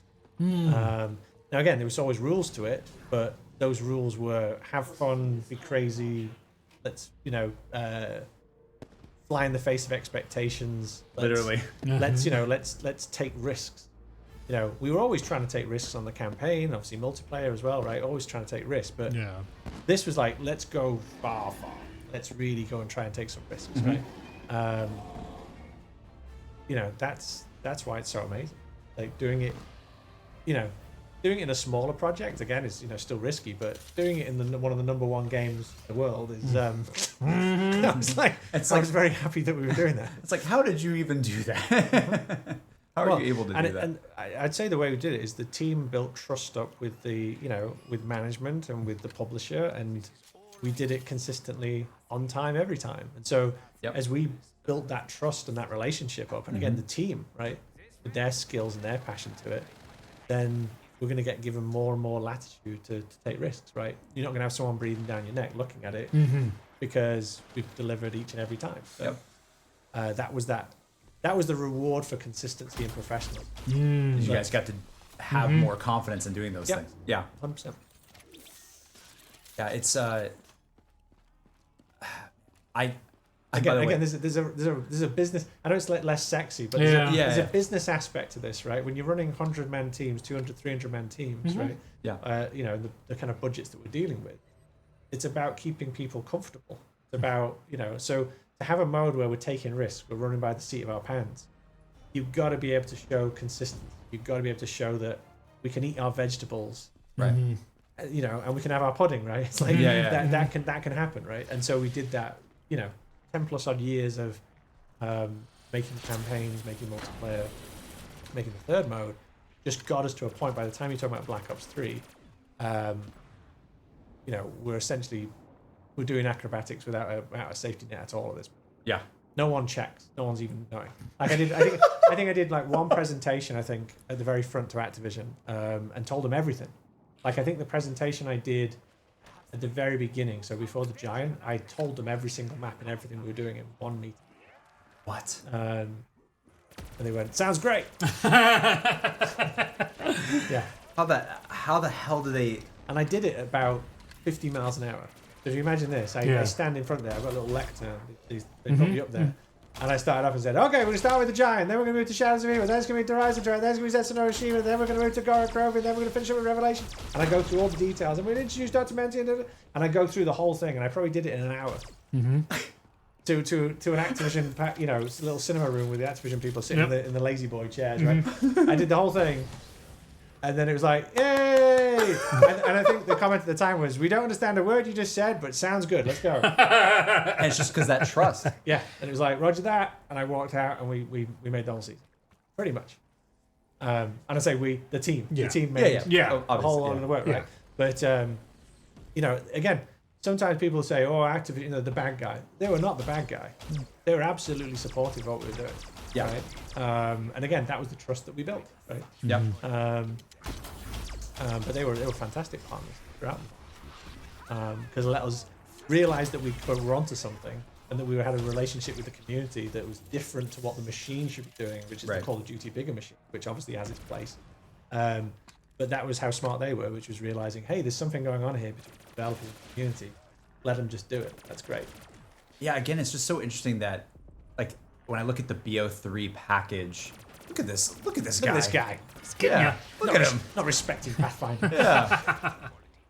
But when I look at the BO3 package overall, and again how different it is from the multiplayer side and the campaign side, all of it. It truly is 3 games in one. Yep. And dare I even say it, these maps feel like other mini games inside of that third game, right? That's so what we're trying to do. there's a lot of stuff going on there, and that's what always amazes me when I look back on it, because it's like, well, at the time I remember, people with like in the multiplayer side of the community, I think at that time Advanced Warfare already came out. People were kind of like, oh, do we really want advanced mobility in the game? And then like I think BO3 had a really good sharp way of design around mobility and multiplayer, and I really like how they did it. Led by MP. Yeah, really yeah. good. Yep. But then at the same time, it's like you guys are pitching them a season where you're going to have dragons. And the thing, and like, again, I'm remembering the conversations where on the multiplayer side of the community, some people were like, the jetpacks are too much. The jetpacks are too much. And then it's like, and then over here, it's like, well, we don't have jetpacks in the zombies thing right now. We kind of do when the low gravity happens a little bit in some of the maps, but we have this dragon thing. And it's like, I just, again, like the way that everyone was just operating, just doing really cool stuff in their own like sectors of the game. I'm just amazed that you guys were able to have that trust to allow yourself. We got over with Origins. So like Origins is probably that moment where Origins was the moment where we kind of pitched, and then we got the big robots. Yeah. And they were like, "What are you doing?" And the conversation was like, we think this kind of smorgasbord of creativity is actually going to give it its own identity. Right. Because it was like, well, we're doing World War One, you're doing robots, and you're doing like, what was the other thing they said? Staffs, and they just listed it. They basically read back to me what I read to them. They said, that's just too much. And I said, I honestly think that the fact that it is too much is part of its identity. Yeah. It totally is. And they were like, well, we trust you, so yeah, go and do it, right? So we did that. The fact that Origins worked out so well, by the time we're getting here, and I'm talking about dragons, as again, in part of my saying everything from beginning to end speech, they were like, that's fine. You gotta remember, you gotta remember, if I was rewinding back to that speech, you got like the previous bit was, and so we got the plant monsters, right? And they're like by the time I get to dragons, like people are like, oh, I get dragons. People are like plant monsters. That's already kind of crazy. That's so awesome. But yeah, as I tell the story long form to an Activision room, you can imagine that it's already insane by the time I get to the dragon bit. Yeah. And that's when the rocket, the capsule comes flying down from the moon because you just fired the rockets at it, and then the plant monsters in the then the dragon, and then all the maps get smashed together. So that was the speech. I did it with no pauses. I did the whole thing in one big go. They walk out and there's like Jason doing his thing again. All right, here he goes. Next. Oh my god, that's incredible. And then the chicken shows up. Exactly, Minnowbot. Exactly. Oh, Minnowbot. Oh, good to see you. This is. Wait. Oh, they're saying Jason can confirm that the GKZ MK3 is the ray gun Mark III. I mean, I thought it's always the ray gun Mark III. I've never not. I think if I remember rightly, there was. Huh? I'm going to say something. I don't know if you've got it, but there would have been a message somewhere to say that experimental weapon version 3 was going to turn up. I think. I feel like we got that, and that Peter McCain may have known about that. Yeah, I think that's known. Known. That's known. That's known. That's known. Yeah, okay. That's known. Okay, Yeah. Don't get into these conversations. Right. I have to be very careful. Yeah. Okay. It was a cipher. Yeah. No, it was a DE cipher. Yes. Okay. DE cipher. Well, how about this? Some people were asking, to talk about. That's the last one. I'm not going to do anymore because that was very. No. Right there. Like, it's like, I'm about to say there's only like 2 left. Yeah. So Well, more than that. Huh? Yeah. Okay. I don't. For the fun of the viewers, there just for Jason's world, he would come by work and he'd be like, "Hey, Reed, here's a thing, and you can't tell anybody, and you take that to your grave." On my day, and the things I hear, it's like this is wasted on me. So yes, there is plenty of exciting Jason things to think about forever. I just shout out to the fact that the You just put a target on your back now for that, you know. I'm no help to you. Let me assure you, it was wasted. That won't stop them. I love that the Bowie knife is in the far location, just like it is on Derice. Like it's like in the back of the map, right before like the teleporter. But instead here it's the dragon. And it's right here, There just he right is. there, chilling. Old Faithful. Yep. Yep. But the thing I was gonna say, oh yes, the Wonder Weapon is one of my favorites. And I think it's as simple as the fact that it isn't just pull the trigger. It's actually got a little bit of like a combo potential going on. Yep. I mean, I guess just like let's talk about the Wonder Weapon for a second. Yeah, because, prime detonate. Yeah, the prime and detonate design of it, exactly. It's like it's still cool, you know, when like each shot by itself is nice and does a cool thing, but then together you do this really awesome thing. And I love that. It just rewards the skilled player, and it's something as well where you're talking with your friends. You're like, oh, this is. Did you know it worked like that? You're like, oh Again, god, no, it didn't. that's what happens when you can give designers a little bit more time. Yeah, Right? You know, this map, you know, we talk about, you know, the Valkyries and so forth. Is you're going to see designers had a little bit more time. They weren't just being thrown on and getting to do something. They got to Right. bake with it. They got to go a little bit longer, so everything has a little bit more design. And yeah. absolutely. Yeah, I mean that's definitely. I think for me, I know that the bows are incredible. There's a lot of really good wonder weapons in this game. Oh my god! To be honest, like Marstog was, and the Apothecary Servant is insane. The like there's the whole KT. journey. The whole It gets journey of harder as you upgrade. go along, you know. Well, yes, Wait, what do you yes, mean? because you got to keep Oh, making yeah, a better yeah. one. As you're going along, you know, by the time Black Ops 4, like, what are we doing? There's only so many amazing weapons we can make. Yeah. How many spins can you put on? Wonder Fist, love my Wonder Fist. Widows one. There Love you my go. Wonder Fist. Again, that seemed like the ultimate like get out of jail free card, which was like the Wonder Fist. Then we can give you all the perks, just Yep. one machine. Yeah. Because again, Cheap. the art department was like, how many machines do you want? Like, We're up to 35. one. Yeah, I'll have I like how the Wonder Fist and the Gobblegums are kind of both doing that. yeah. It's like there's a little bit of Well, because every you can time cheat and do something. I've got, you know, I've got the resources for the campaign. We've got resources for MP. Zombies, obviously, I want to have as many unique resources as I can do, right? I believe that each map being a unique kind of environment, telling its own story, was like part of the charm. Yeah. But if I'm going to do that, then I can't be asking for an unique AI and unique weapon and like at some point I've got to say, okay, I've got to be reasonable. But I felt the environment and the map itself was half the storytelling, so it always took priority. Yep. So I have to then look at the other things and go, okay, that's not as important. Yep. You know, so the Wonder Fizz or the Gobblegums and stuff is like, okay, I've got to be able to take some pressure off art because I'm going to ask them to make me these amazing kind of maps every time that got real personality. Or I could go more generic on the map and give you more unique features, but I felt like the map part of the losing yourself into the world. Yeah. Yeah, sure, I can give you a new Skull of Nam Sapway that does some different thing. I think you'd rather me take you to a new world and tell you a new story, take you to a new place. So I always prioritize that bit over the, you know, that's why I'm always like, well, could I make a Bowie knife? Could I do a monkey bomb? Could I do Yeah. these things are cheaper? You know, oh, guess what? The MP, you know, the weapons department has some space. Excellent, I'll get something more in there. But Right. you know, that's why we could do a little bit further here because I had wait longer. And get some more things in. Yeah. But I was always asking a lot of the environmental team. Yeah. Oh wait, let me just do this. I'm not actually doing the full thing, but just because I want to dragon strike the puddle here. Yeah. So cool. Look up, right? You can see the dragon. yeah. I forgot about that for ages. Like, yeah, he literally shows up and does it for you. It's just like, yeah, that was the whole point. You know what that feels like a precursor to as well? What?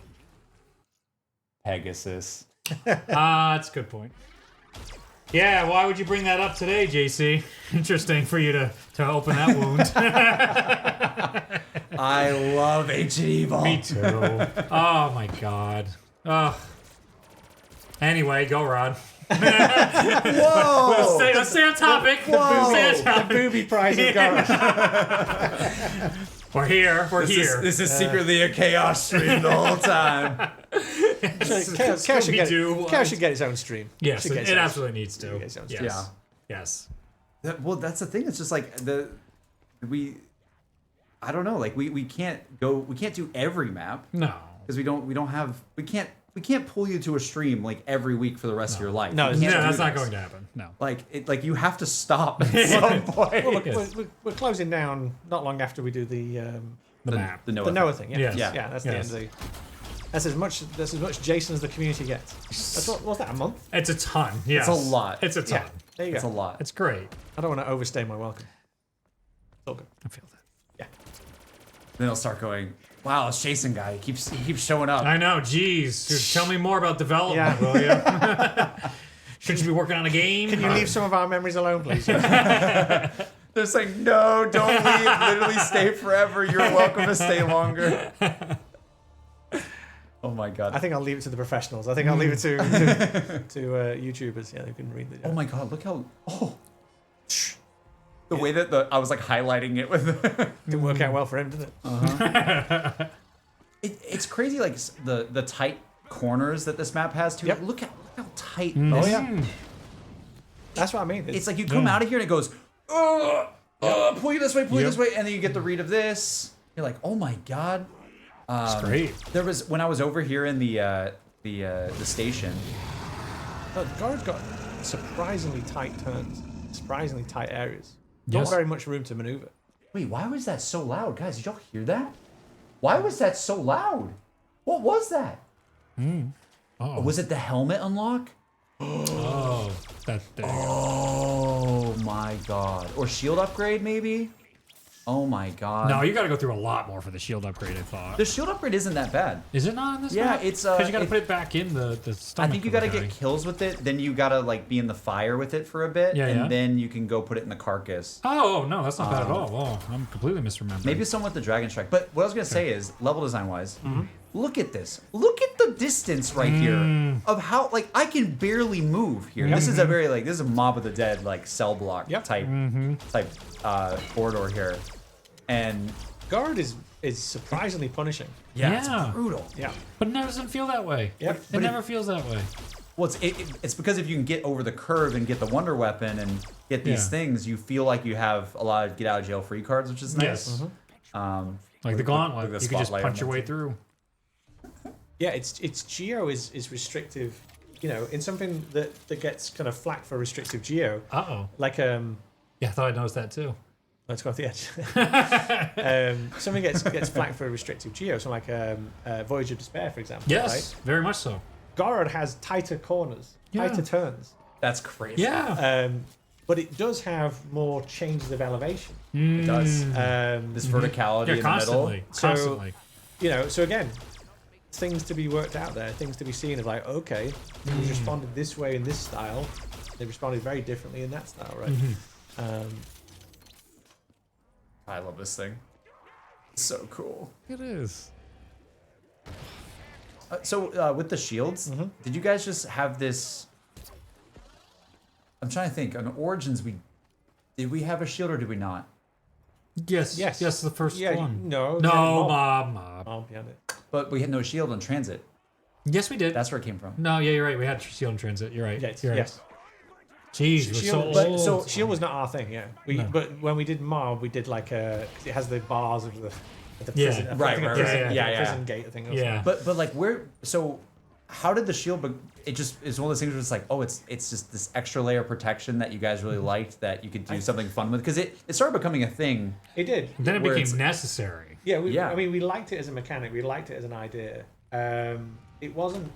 Again, I think it came from Master Gorod. So was it Transit? It's 100% It was transit. transit. Definitely Yeah. did it. Yep. But you, transit was chat. like the very, like the.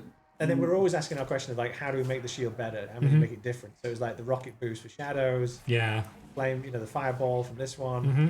We're always like, we were definitely looking for the ultimate shield, Yeah. like having something that was really fun. I don't think we ever fully got there. Really. But we had little gags that we were like, oh, that's fun, that's nice. Like, again, the rocket key. shield was nice. Yeah. The key. From, Yeah. I felt like there was an ultimate shield we never made. There's I mean, Just a mechanics idea. Yeah. I felt like we touched an idea here. We touched an idea here. I don't I don't think if you ask people and say what's the best shield, people will have opinions. But I don't think we nailed the mechanics to the point where it's like clearly it's that one. That is the best Right. one. And I don't think the best one is it does everything. Yeah. I don't think we ever had the shield, which is the shield of all shields. Yeah. But we were looking for it. I think for me, I really dig this one. I think it's probably this one combined with the Ancient Evil one. I also that was they're bringing up in chat. They're bringing up the Voyage one as well with the Voyage where you shoot the gun like sideways through the hole and stuff. And Like that was really cool. those are phenomenal.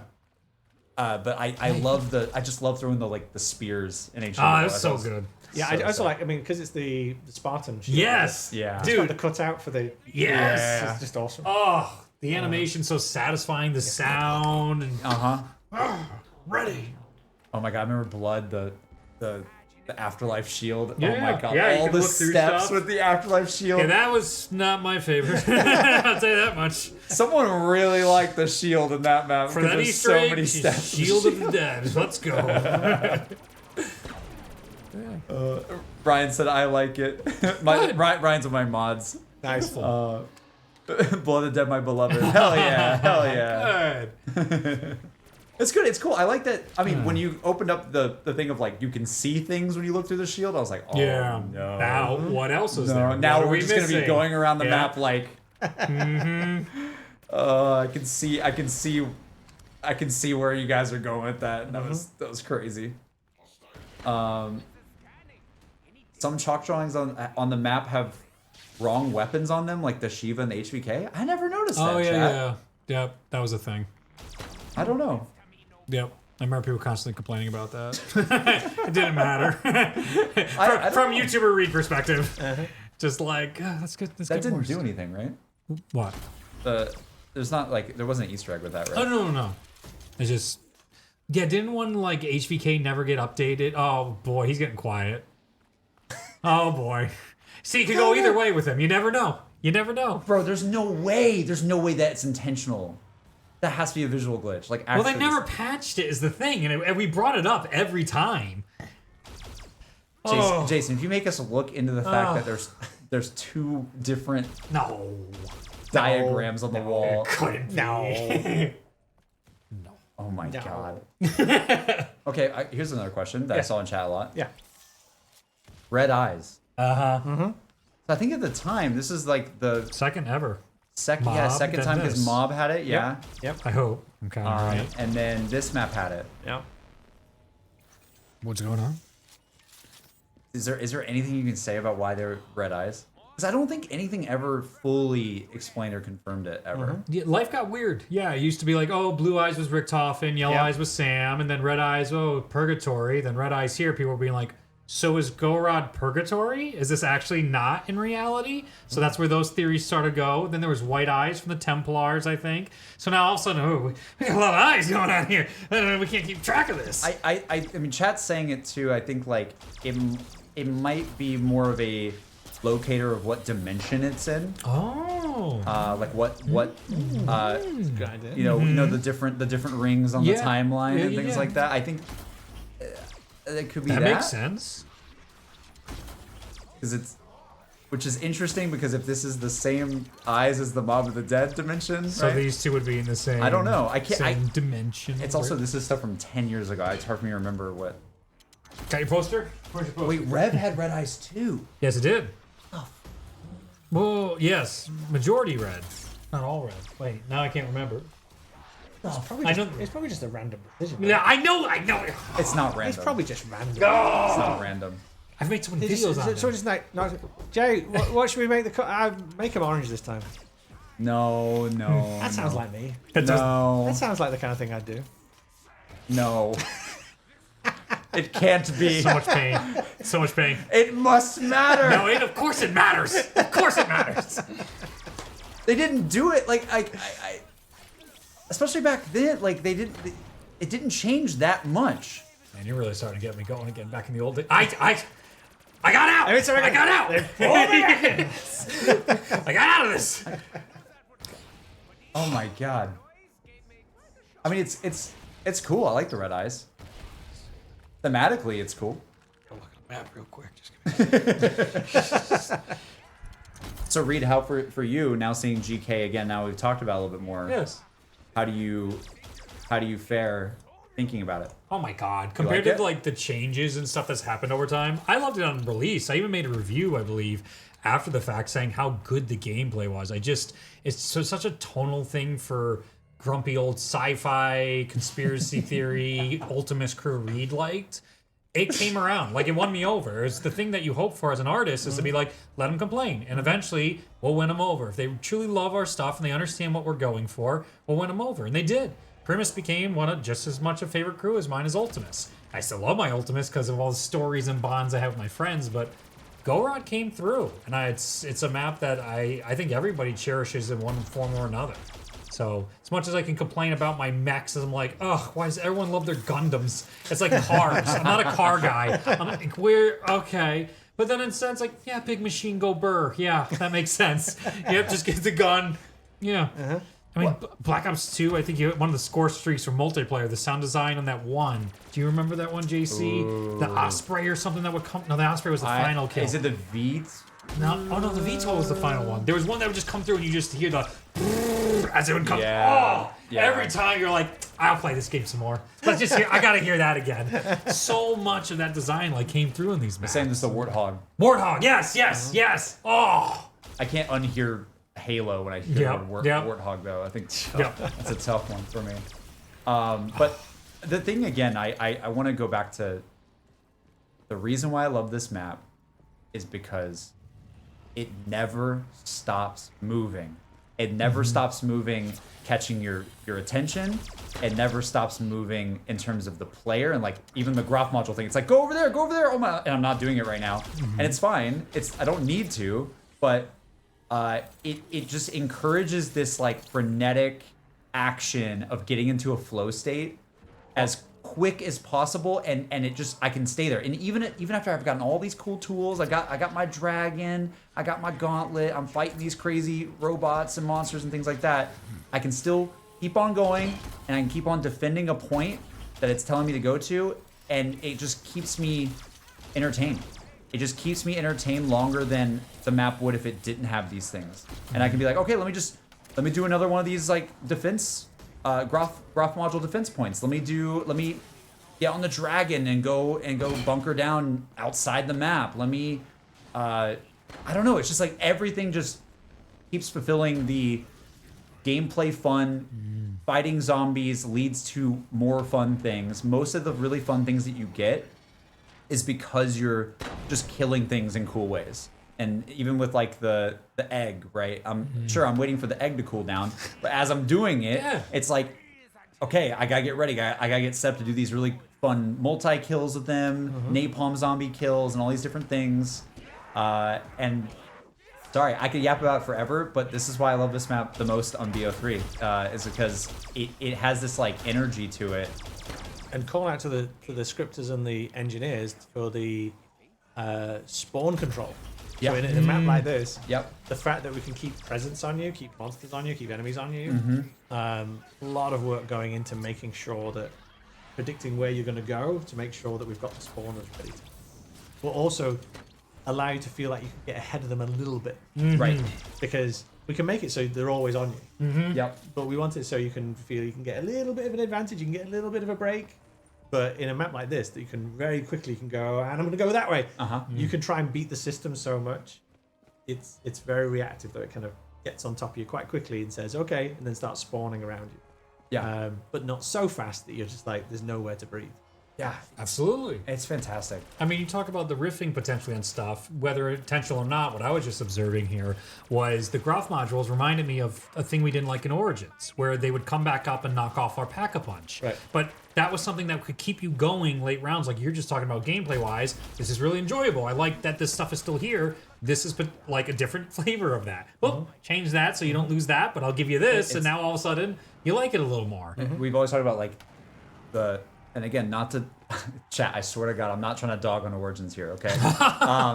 But like, but like Origins does, it gets really tough because you know you've mastered the map, and then it's like and we're gonna start taking it away. Yep. And it's like you said, it's like when you take something away from the player, you start having some feelings about that. Yep. But this map, even if you fail the Groff stuff, at least to my knowledge, unless I am completely having a Mandela effect, it's like I can try those things and fail them, and I don't feel like I'm set back that much. It's more like an opportunity for fun rather than being like super punished for not doing it correctly. There's only a couple of maps where we undo what you've done, Yeah. right? That is one of them. Yep. Origins is one, which undoes things. Yeah. I mean, it makes it scary. Alpha Omega. For Omega. Yep. It takes pack away. Interrupts the flow. Yep. But it's challenging you. Ascension monkeys. Yeah, we had like true. Brutus locking machines. Yeah, Yep. there's a bit of that. Yes. Right. Yep. And then with the, Zets and spiders blocking ways, Doors. and things. Always controversial. Yes. Always risky. Again, we were always looking for how do we do the version of that that's actually annoying but also fun. Yeah.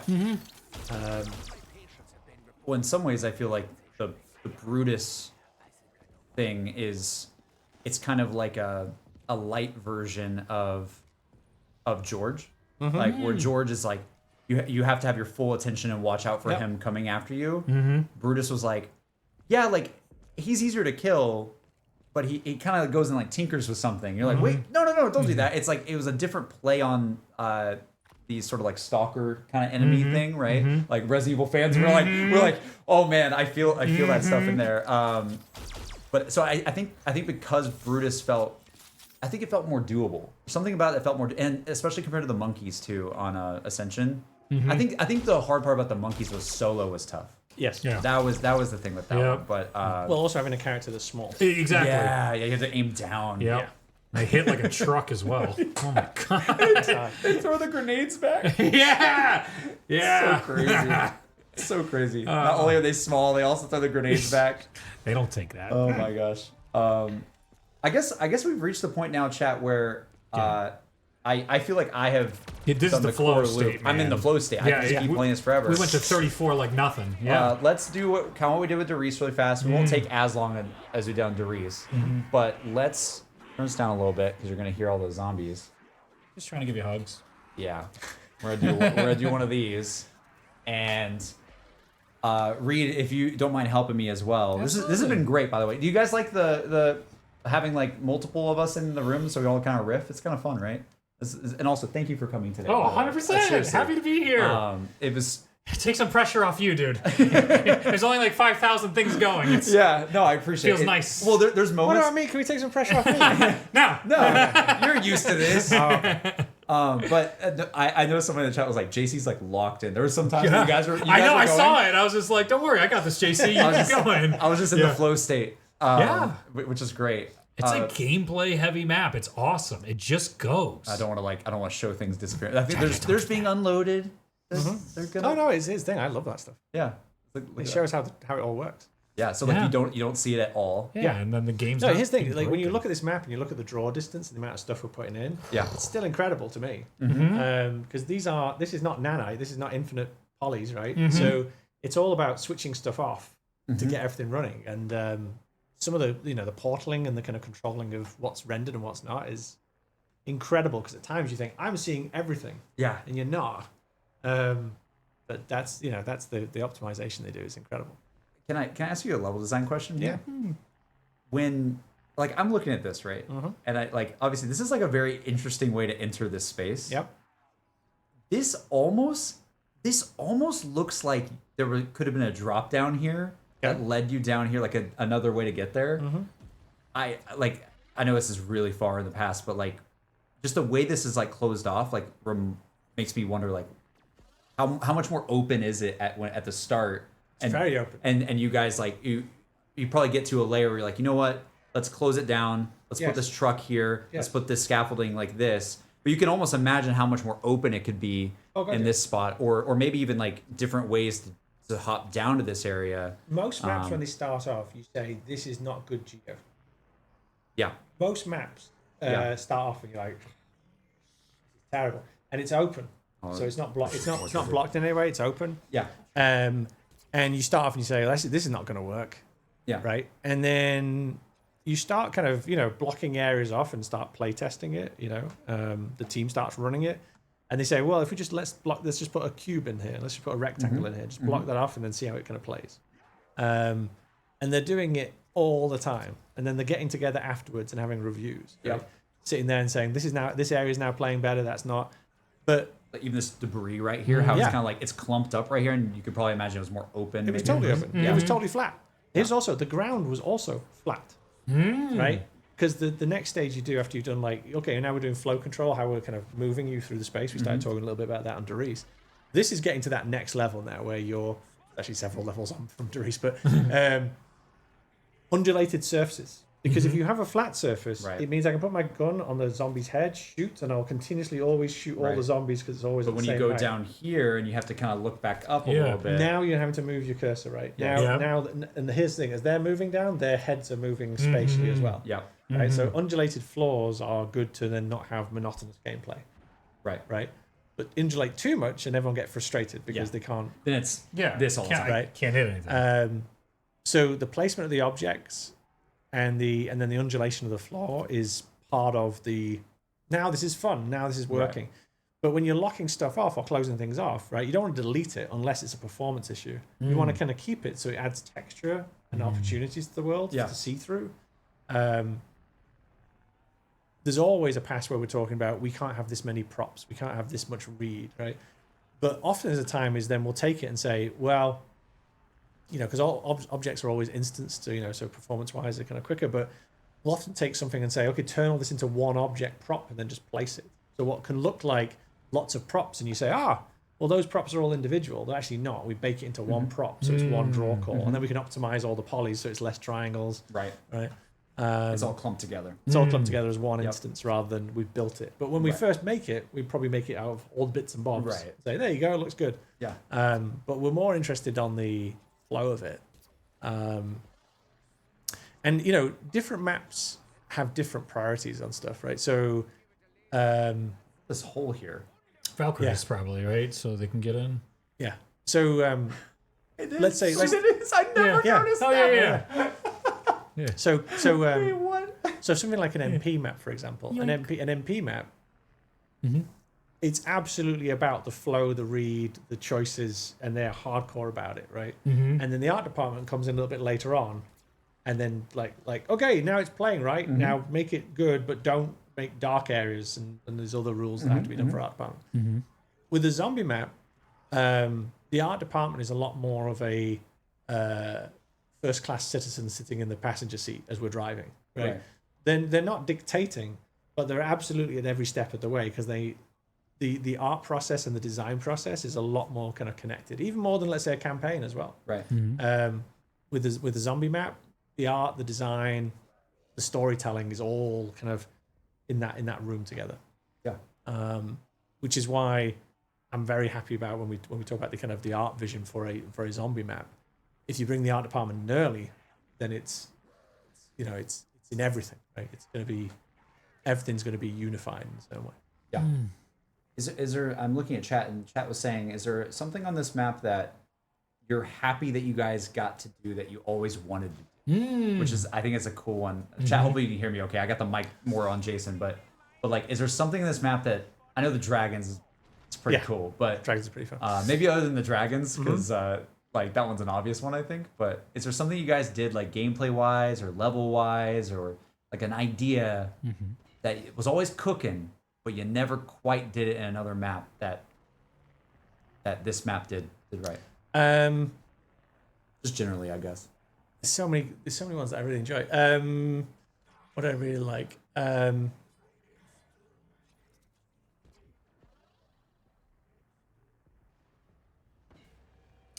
just love no clipping these maps. What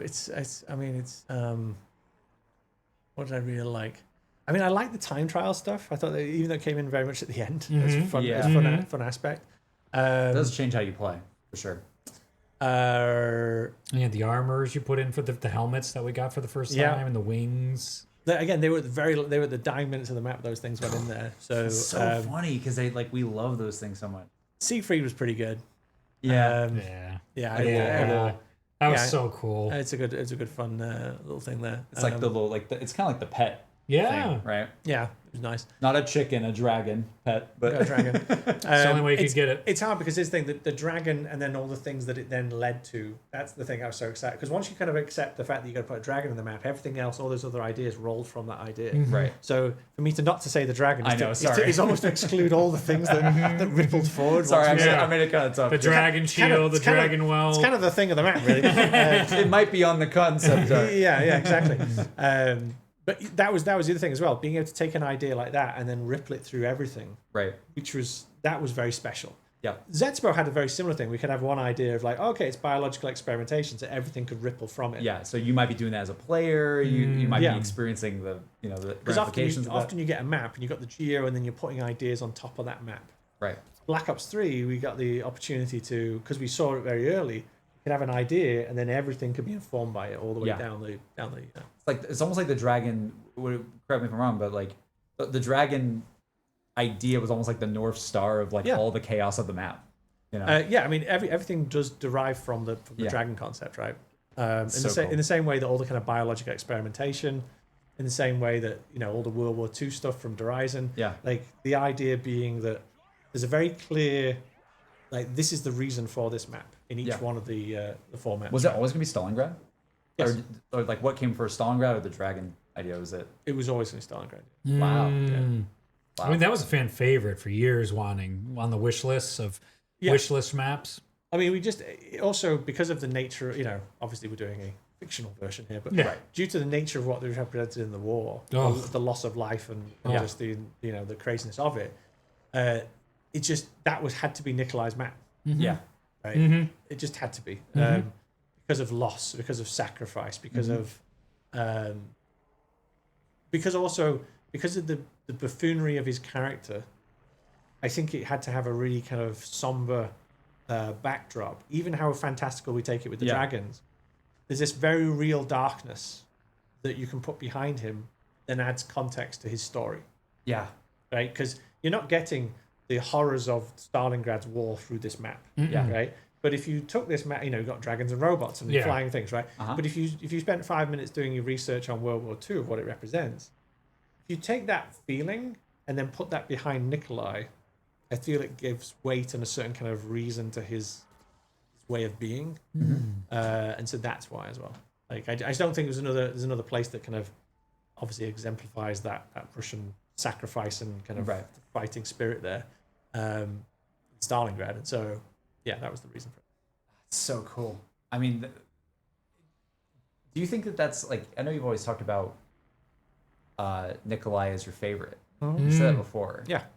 Do you think that's why? Just because there's like just the darkness that you're talking about, and like almost like for me it's like that. I think this map does a bit of the oh my god.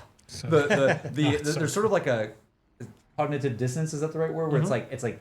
Things are happening, and this guy is blasting ace of spades in a mech, just shooting endlessly and drinking like nonstop. Like he is not well. He's not even. It's almost like he's not even thinking about Well, in the same the elements that are happening. It's just like I'm just gonna keep on. The slaughter continues. The slaughter continues. Well, as you get into Black Ops 4, you start seeing Richthofen, the weight of it affecting how he even can live his life, right? Yeah.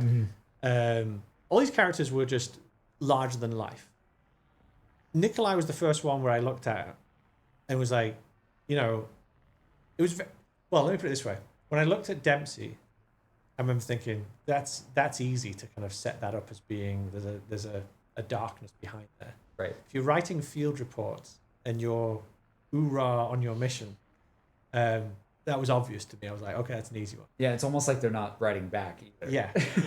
Takio, I was like, well, that's easy. That one's easy. Yeah, I'm doing it for honor of the stories of being betrayed by people higher up in the Japanese military in that way. Yeah. is so documented that, and again, it reminded me of that kind of concept of Worf from Star Trek. The idea that Worf is more of a Klingon than Klingons are because he didn't grow up around them. Yeah. He's truly behaving with honor and respect. And when he actually meets Klingons, he realizes that they're crap compared to what he's actually living his life at the ideal. Yeah. And so when I was thinking about, And he keeps thinking that he's lesser. he thinks lesser, but actually he's the best Klingon that there ever's been, because he had no other Klingon to learn from apart from this is how Klingons are, and so that's how he behaved, right? In my mind, never would have compared those. That's crazy. in my mind, like Takeo is like, he is doing it out of honor. He has a rule, right? And to the idea of being betrayed by the Emperor, or that someone else would not be behaving with the level of honor that he sees it as, Right. would be world shattering, right? So I thought that one's kind of obvious, right? That's kind of good. When you get to Nikolai and his stories and his bravado, I'm like, well, that's obviously hiding something. That's obviously but we had to derive it from the Ultimus crew, right? Yeah. Into, and so it's like, well, the only person who could ever call him on that is the Primus guy. Yeah. He's the only guy who could ever do Only it. himself. Right? Actually, yeah. And then and there's never going to be a Nikolai kind of going, shucks, you got me, right? He's never going to do that. So even to his dying breath, he has to provoke the original guy to kill him, even though he knows it's the right thing to do, right? Yeah. God. Right, and Richthofen would never knowingly allow his other self to be taken, so he has to kill himself outright. Right? There's no conversation to be had. Right? Oh my God. But in my mind, that was also a way to we'd splash the cold water in everyone's face with the Primus crew. Right. This was a way also, I think, the kind of passing of the baton, while not diminishing the original characters, which I thought was important. Right? They need to stay solid. I can't be saying, Primus is like the old crew, but better. Yeah. It's like, no, that has their world, and we have to respect that world. These characters also have a different perspective, and they have their own weaknesses, just a different set. Yeah. Right. But I love that you guys took the stereotypes that we're so used to, and that we grew up like loving those characters, and then you like found a way to like put darkness and it just like play to our feels so much. We're like, oh my God, I spent like hours laughing at those quotes, and I thought they were really funny. And then now I'm like, oh my God, I have just a whole different world of context now. And have you ever seen Planes, Trains, and Automobiles? I've never seen. I've heard that, but yeah, I've heard of it. I haven't seen that. John Candy and Steve Martin. I won't ruin it. Is that the one where they are on the trip and they're coming back? Trying to get home for Christmas. Yeah. Okay, I've seen it. It was playing the other day or last Christmas.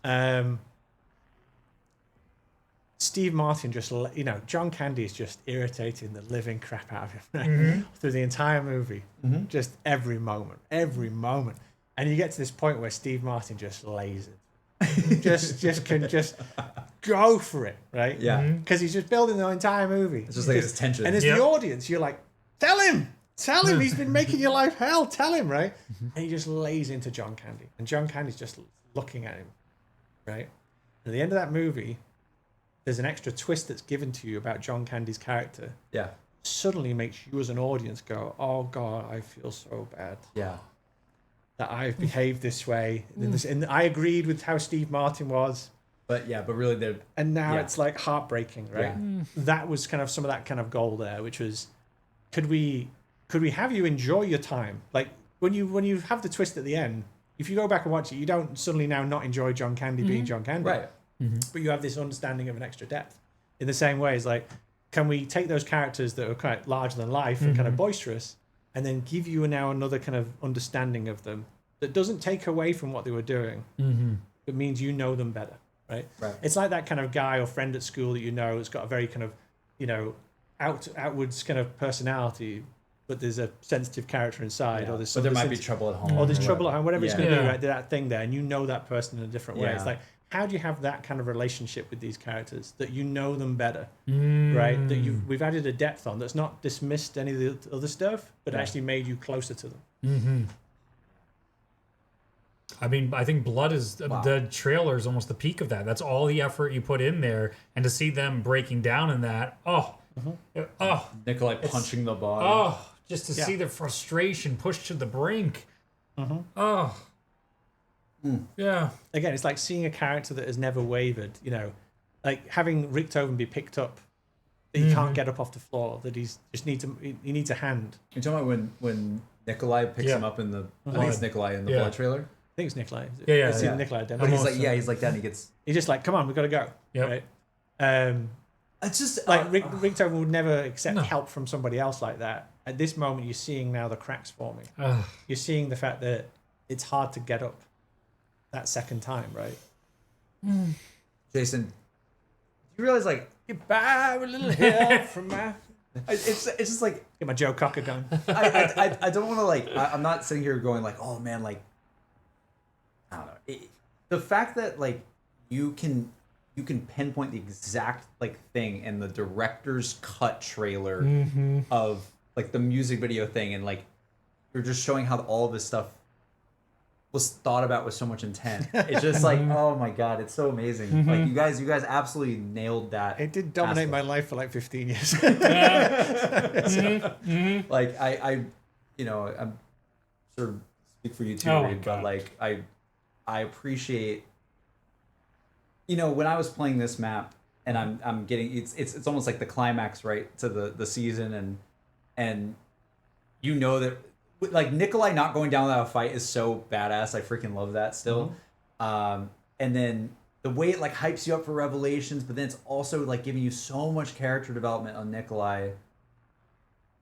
I don't know, it's just fantastic. I still to this day, this is one of my favorite Zombies experiences ever, because it feels like so many things like come together. You're taking risks with like how crazy it is and how chaotic it is. Like this was special. This was a special moment in our community, without a doubt. I remember this summer. The PPSH. This is the one that had to work. Yeah. This one had to work. And that's probably why we put the PPSH in there. Yeah. it's like Just in case. It's got to work. Because his thing, if you guys take that one. if 3 doesn't work, like I'm in trouble. Yeah. Right? 3 had to work. It did. I mean, I think that It did. I came Robots in and all. like the energy of this map when it came out. It was just like, oh, we are going. We can do anything. Oh man. Guys, I was in yeah. I took my family to Legoland at the point when this trailer came out, and so I'm sitting in like a Legoland bunk bed, right? Just like I'm 6'3", right? So Why does this always happen to you? Yeah, Like, I know. you're somewhere else. I'm in like a Lived his Legoland, life. I'm in a Legoland bunk bed, you know, with my Yeah. iPad on, you know, watching the reactions as people are having the reactions to it. Because I get an email going, Yeah. it's going live, and like, okay, I'm going to Yeah, jump on and watch it. Yeah, apparently everybody in game development is gigantic, chat. You're correct. Our writer was 6'5". Yes, I just, every time I'm like, why? he's a big lad. Yep. Sorry. It resonated. Yeah, it's the PPSH reaction, and then just like the hype that was Nikolai's map. Oh. Well, it was funny because when I'm in this Legoland, it's the one in Carlsbad, right? The one not too far. Right? Yeah. And they have a treasure chest in the room, and the person who took us to the room said, and if you want to have an Easter egg quest, you can go around the Legoland and find out how to unlock the chest. I said I've had enough of Easter eggs. This is I bet you can't do escape rooms either. No, I'm not allowed to go there. You basically are just making virtual escape rooms. Yeah. You're sitting there like, I got some notes about this one and this one. You're like, just enjoy it. The other day when you were talking on Noah's stream and you're like, well, yeah, there's some Easter eggs that are like more linear and we have to do the steps back to back, and there's others where you like collect things as you go. And I'm like, that's literally exactly how escape rooms are function. There's the linear ones, and then there's the ones that are multi-step where you can do everything. Well, I told you, Craig and I introduced the Shadows of Evil escape room we did at Comic-Con. Yes. Yeah. Yes. So there's a bunch of people who had Craig and I talk to them. Like, they just, you know, the PR people said, well, can you just talk to the group? And I was like, what, how long? Like, because we've got to do a bunch of other things. And they're like, no, just do like 3. It's like 3 groups of people at Comic-Con got the Craig and I telling you what Shadows of Evil was for the escape room challenge before we sent you in there. I can't remember what we said, but we were having fun. I wish that I could have We thought to ourselves, these people will never remember any of this stuff. So we just say whatever we want, you know. So the Shadow Man does that. We just said we just said a bunch of things to these people. And you were correct. Because they weren't going to remember us or the situation. And then they went into the escape room, into the Ruby Rabbit escape room that we did at Comic-Con. Wow. Oh my God. I'm sure the videos are out there somewhere, so I'm sure somebody videoed it. But Yeah. Let's see. All right, guys. I would say any final Gorod Krovi questions. I know that like we could ask Jason anything. There's so much. Don't worry, there's plenty more. There's plenty more intrigue to come. Any final Gorod Krovi stuff? Yeah. Power armor? Was that a thing? I don't remember that being a thing. No. I mean, Cheese Cube has power armor, but that's Cheese Cube. The Tea Party, that was fascinating. Yes, outside the map. Oh my god, yeah. It took him years to get the secret Russian anthem Easter egg to play as well in the boss fight, I thought. I think that one took a little while. Like, some of these things are just so incredible, especially that the community finds as well. You know what's crazy I found recently too? Nikolai is actually in the mech. Oh yeah. Oh yeah. Like as you're playing around on the map, yeah, he's just there. he's like actually chilling. He's talking to you. I always thought it was just off screen and that he like you couldn't see him. No, he's actually just vibing. I was like, what? He really needs that battery. He's just like he's idling in here, and I thought that was so funny. I don't know. Actually, that might be coming back to our whole conversation. That might be torture for him. That's some pure darkness for poor Nikolai sitting there with his thoughts now. Yeah. It's like, hey guys, can you get this stuff for us? Let's see. I don't. You guys are asking about recent Cypher stuff, but I don't know if he's gonna give you guys that one. No, where's the fun in that? The vodka bottle's empty. True torture. It might be. I don't know where it is. Yeah, Oh, there it is. It's gone. It's got literally nothing to do. Oh man. Let's see. What was it like to remake the Ultimus models? That's kind of cool. Yeah. Because you did have to do that for all of these maps. That's true. Um, I guess would you do it knowing Chronicles is coming? yes. Sure. No, not at that point. We actually started building before we knew Chronicles knew were for coming. sure. Yeah. Yep.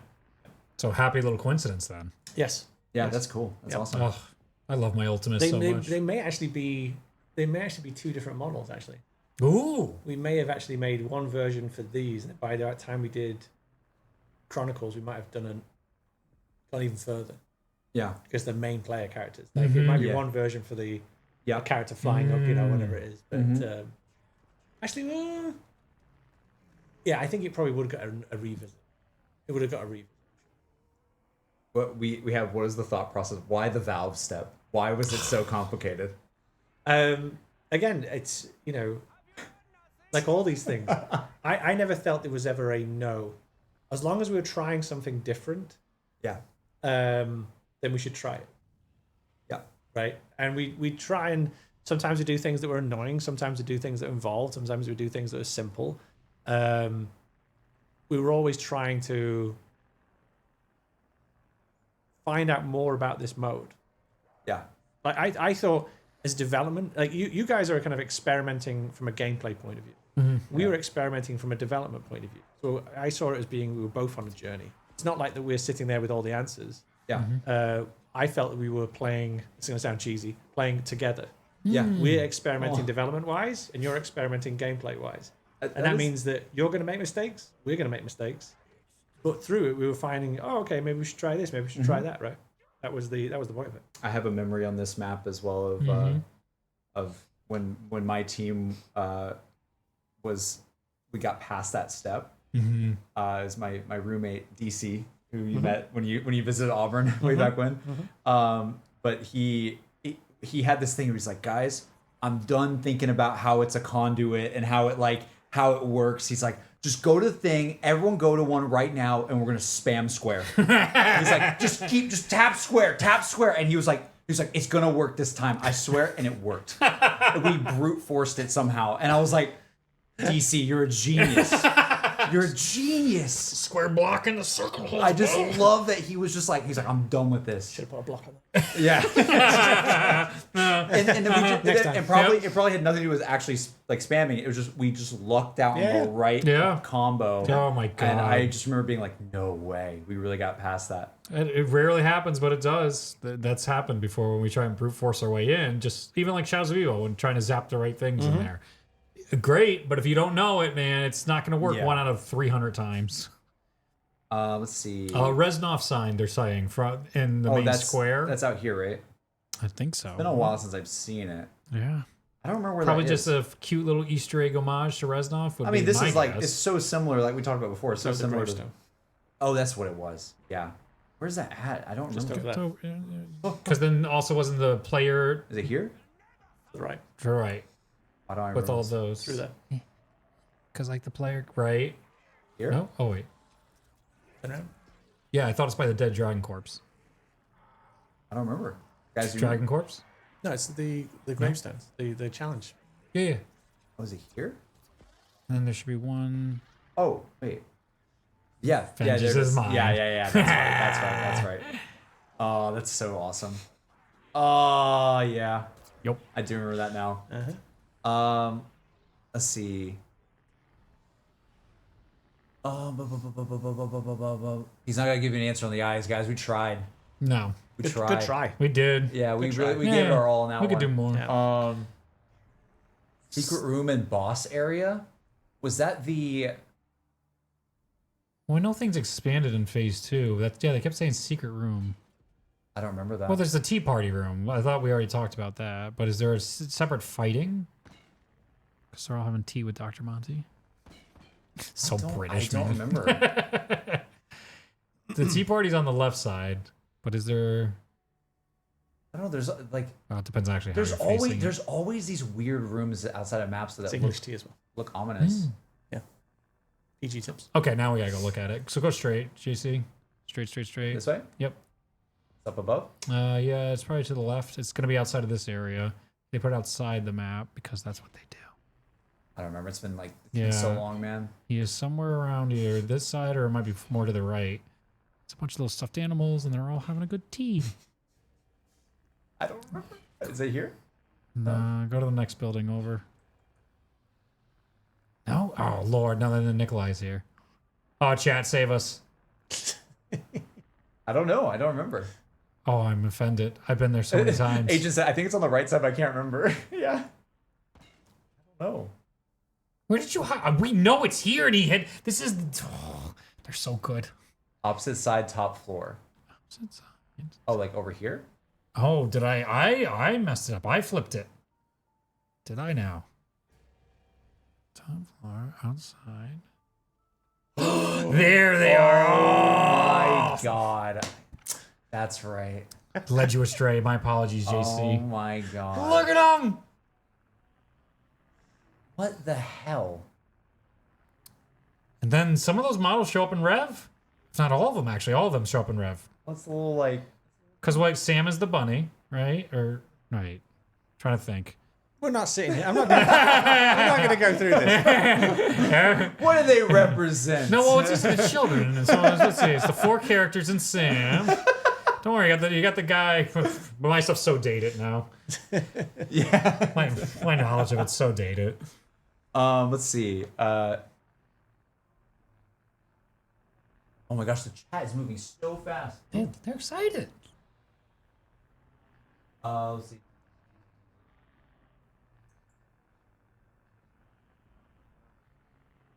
How'd the boss fight design come to be? Probably because you just knew it was dragons, right? You're Yeah. like, we have to do that. Yeah. But then you're like, all right, let's also do the mech too. Yeah, because it has to be both their map. Well, because we had to obviously defeat him, and the Yeah. concept was that he's not going to go down without a fight. Yeah. You know, and especially off the back of, you know, Takio essentially going, "Yeah, I'll do it. I'll help you out. I appreciate the higher concept." We're like, well, then Nikolai's got to be like, "F you. Yeah. You have to take me down alive. You know, Yeah. you're not going to take me alive." But we knew that we had to fight the dragon as well, Yeah. so it had to be a two-stage boss battle. It's gotta be such a lift for the team though too, because you're like, hey guys, we're not just doing one this time, we're doing Yeah, two. but again, because this map had longer to bake, Yeah. it was something they could get their heads around. And also, because of the scope of it, it was already a kind of team favorite as we were kind of going along. Because it'd been going the whole time. So you could really see it kind of baking. You're like, okay, it's going to be great. That's cool. Let's see. I want to hear about Sophia. Oh, Sophia was just a great addition. That was Huge. a good old days addition. Yep. Mhm. What's your favorite chocolate bar? And why did they ask that? I'm so curious. I don't know. It's probably just normal stuff. Sometimes they throw it in there. Unless there's one in the map, but I don't know about. If I say it, can I get free ones for the rest of my life? The information is important. It is. The tap camo is cool. Oh, yeah, I love it is. that. It is. Definitely one of my favorites. Yeah, now we're getting almost into like, is a hot dog a hamburger or a sandwich or a bun or what is that? That classic debate. I don't have all answers to all of life. No. Someone said, "Do you?" Oh, this is an interesting one. I'm seeing there's a lot of guys. I said GK questions, and there's a lot of questions not about GK in the chat, and you guys don't realize that just means the stream's gonna end, and I'm sorry, but we're here for GK. But someone asked, can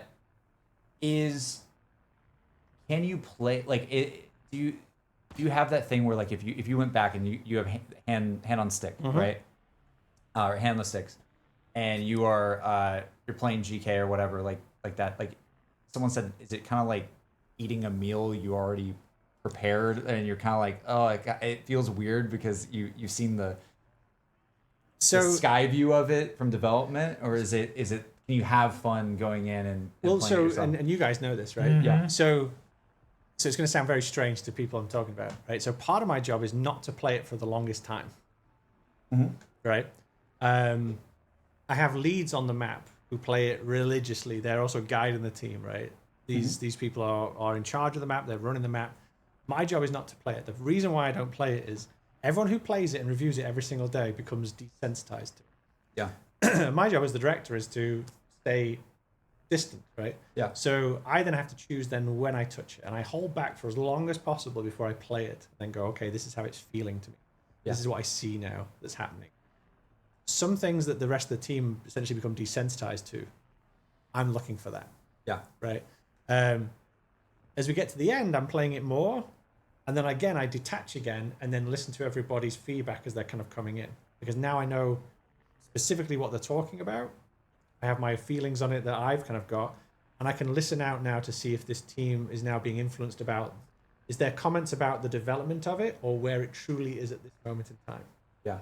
So that I need to be able to then use that ear and that eye at the very end of the Yeah. right? That being said, once a game comes out, I normally can't touch it for about a year after that. A year. Yeah, I normally have to leave it alone because it's normally been so involved, and I've seen all the bugs and all the conversations and so forth. I just need to give it some space. I just need to leave it alone. Because and you also like the other thing, like, oh, I want to get that in there, or like, oh, I want to do that. You know, I challenge any director, any senior member of management to see a trailer for anything they've done and not just see all the problems. Like every single time, which is why it's very hard to even watch the trailers when they come out. Yeah. Right. Oh wow. So I'd have other people who would come and give me the results of stuff about how you guys, let's say YouTubers, were responding to things, either playing it or trailers that hit. Again, the only one, well, not the only one, but the one that I just said that is an exception was this one, because if 3 didn't work, I was in a real problem. Yeah. Right. So I actually watched the reaction as people were watching it coming out on the trailer.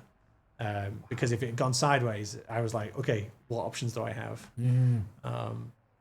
Again, you know, when I was looking at Shadows, the option was DLC 1 better be safer, right? Yeah.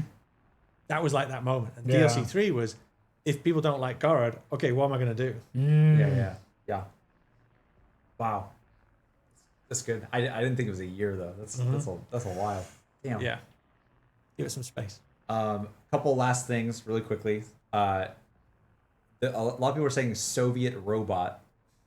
Was there, different robot incarnations of the Origins robots, or like I'm not quite sure what they mean by that. Well, if you go into the robot out there, right, I'm pretty sure it has the symbology of it. So those robots are now actually in this timeline on the Soviet side, not the World War II German side in Origins. Right. So now you're having these differences of the different worlds and fractures and how things are impacting everything around us. So yes, they got that, but like, you think he's going to tell you something deep about it? I mean, they're so. I would love that. They're so cool. And then also, I would be remiss if I didn't mention this one because everyone is shouting at us. Chat. I I don't know if he's gonna give you anything on this, but here it goes. I tried, okay? KN44 My God. in the cutscene for a singular frame. Is that just a visual glitch? Is it not? Oh my God. Sounds important. That. Oh, this Are you guy. kidding me? Sounds like the kind of thing I should put in a hypercube. Dude, he's so hard to work with sometimes. Can I just not have a bit of fun? Can I not have a bit of fun at the end? It's just. What, I gotta just give. I can't do a little bit of taking at the end. I don't know. I feel like I just. I don't have the words. We are, dude, someone in chat said, we're done. Someone they flipped the table. Oh my God. All you do is take.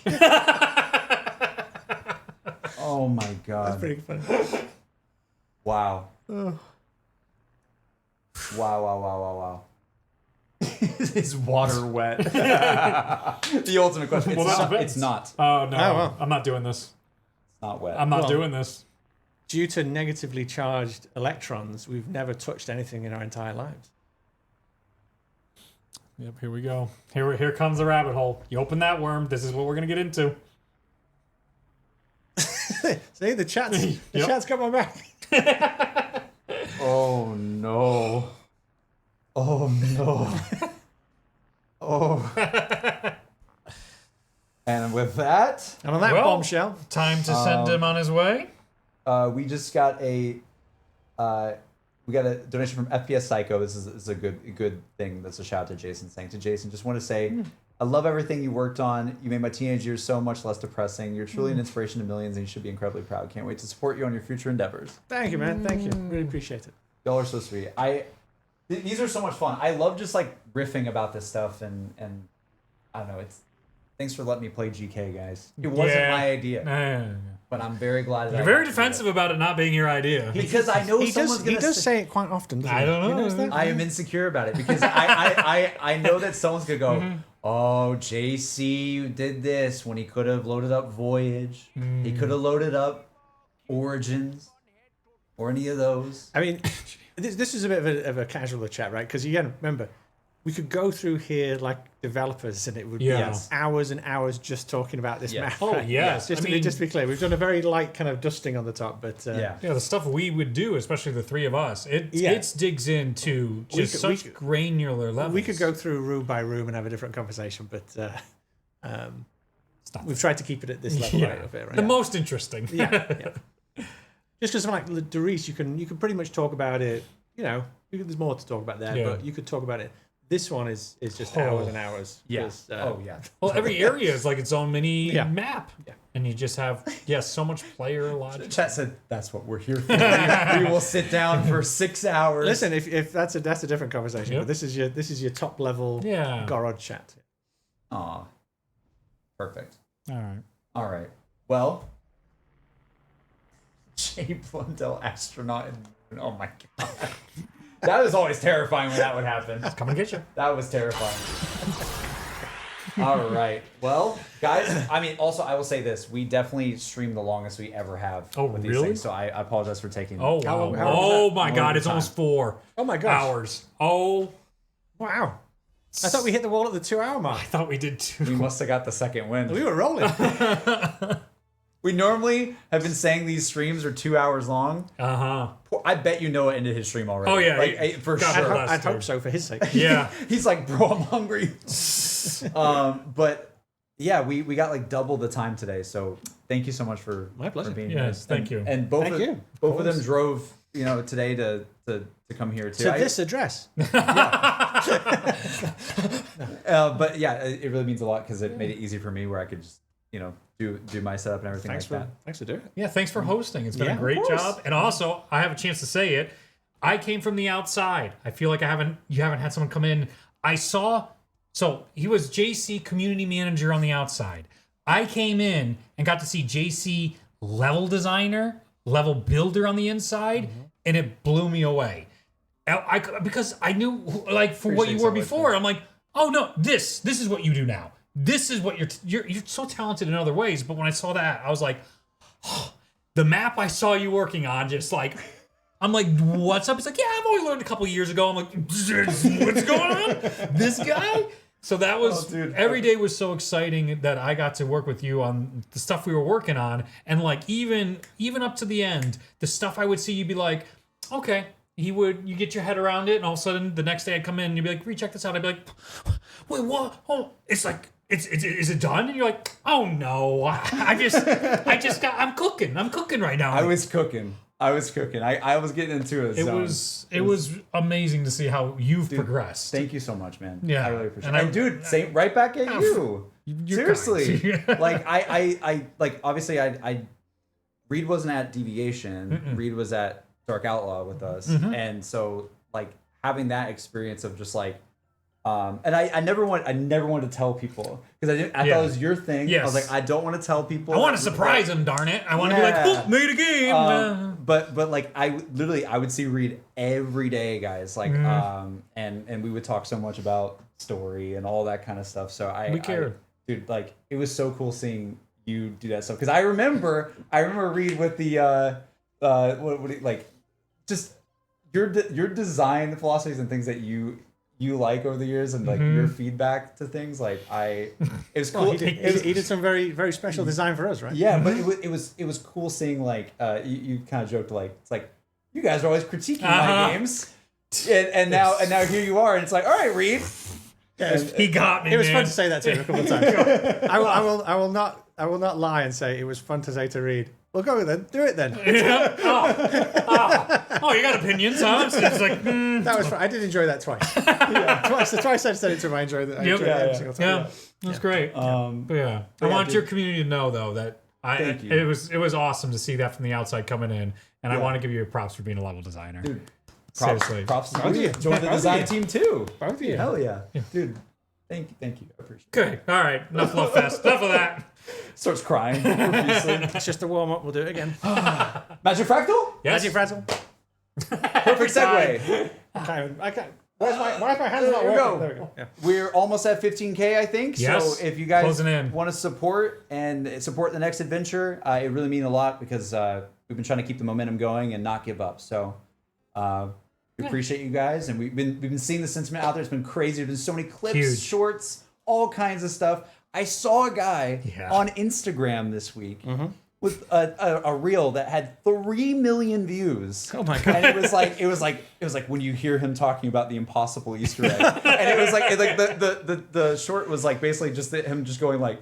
and just crying like a comical cry, and I was like, oh, okay, so this is hitting wider than I ever imagined these streams to go. I mean, they're just starting on Twitch, and that's it. And like, we have you guys to thank for that. Thanks for spreading Thank the you. word and Thank you. and talking about everything that's been going on. So, yeah, I guess that's it for That's now. Yes, that's all she wrote. That's all she wrote.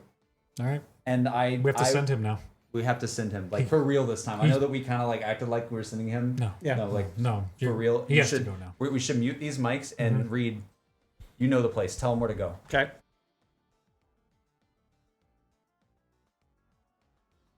Okay. Understood. I will not see you here. No. So it's not here. No. Oh, God no. I'm gonna go forward. It's Interesting. gonna take a second, but I'll see you all at the next place. All right. Thanks, guys. Absolutely. I'm gonna say bye, Jason. Bye bye. Bye, Jason. Have a safe trip. And then there were two. Yeah. What do we do now? Could play Persona or something. Yeah, we get a little. Hey, Persona 3. Persona. God, I always call it Persona? Persona. I always call it Persona. It's so lame. I'm so lame. I got my P3 Oh. all the time. This is always. I always think this has to be super weird for the Persona fans in here, right? Oh yeah, every time. I'm so sorry. I mean, opening up with poor me today. That's why I was trying to bridge it. Just be like, don't worry, I know why you were here, and then I also know why you're also here for the other guy too. We're playing. Emmy's been playing Undertale here. I've been doing Persona, and then we're playing Gorod Krovi. Like What are we doing? This I is can't believe she did the genocide run. I know. Oh, I I don't have the heart for it. I never did it. I never could did not either. do it. I never did either. Oh. She's fully doing it. It's amazing. But yeah, guys, I appreciate y'all so much. I'm sorry that we can't get to every question and everything. We only have so much time that we can do. And there's more stuff to come. And we have to keep it on topic for what the stream is, for the most part. But we definitely, dude, he said some things. Yeah, I know. We gotta go. We gotta go. But I love you guys. Thank you so much for all the support, as always. And shout out Zombros. Yeah, of course. Oh man. Oh, take care, everybody. Bye. Bye.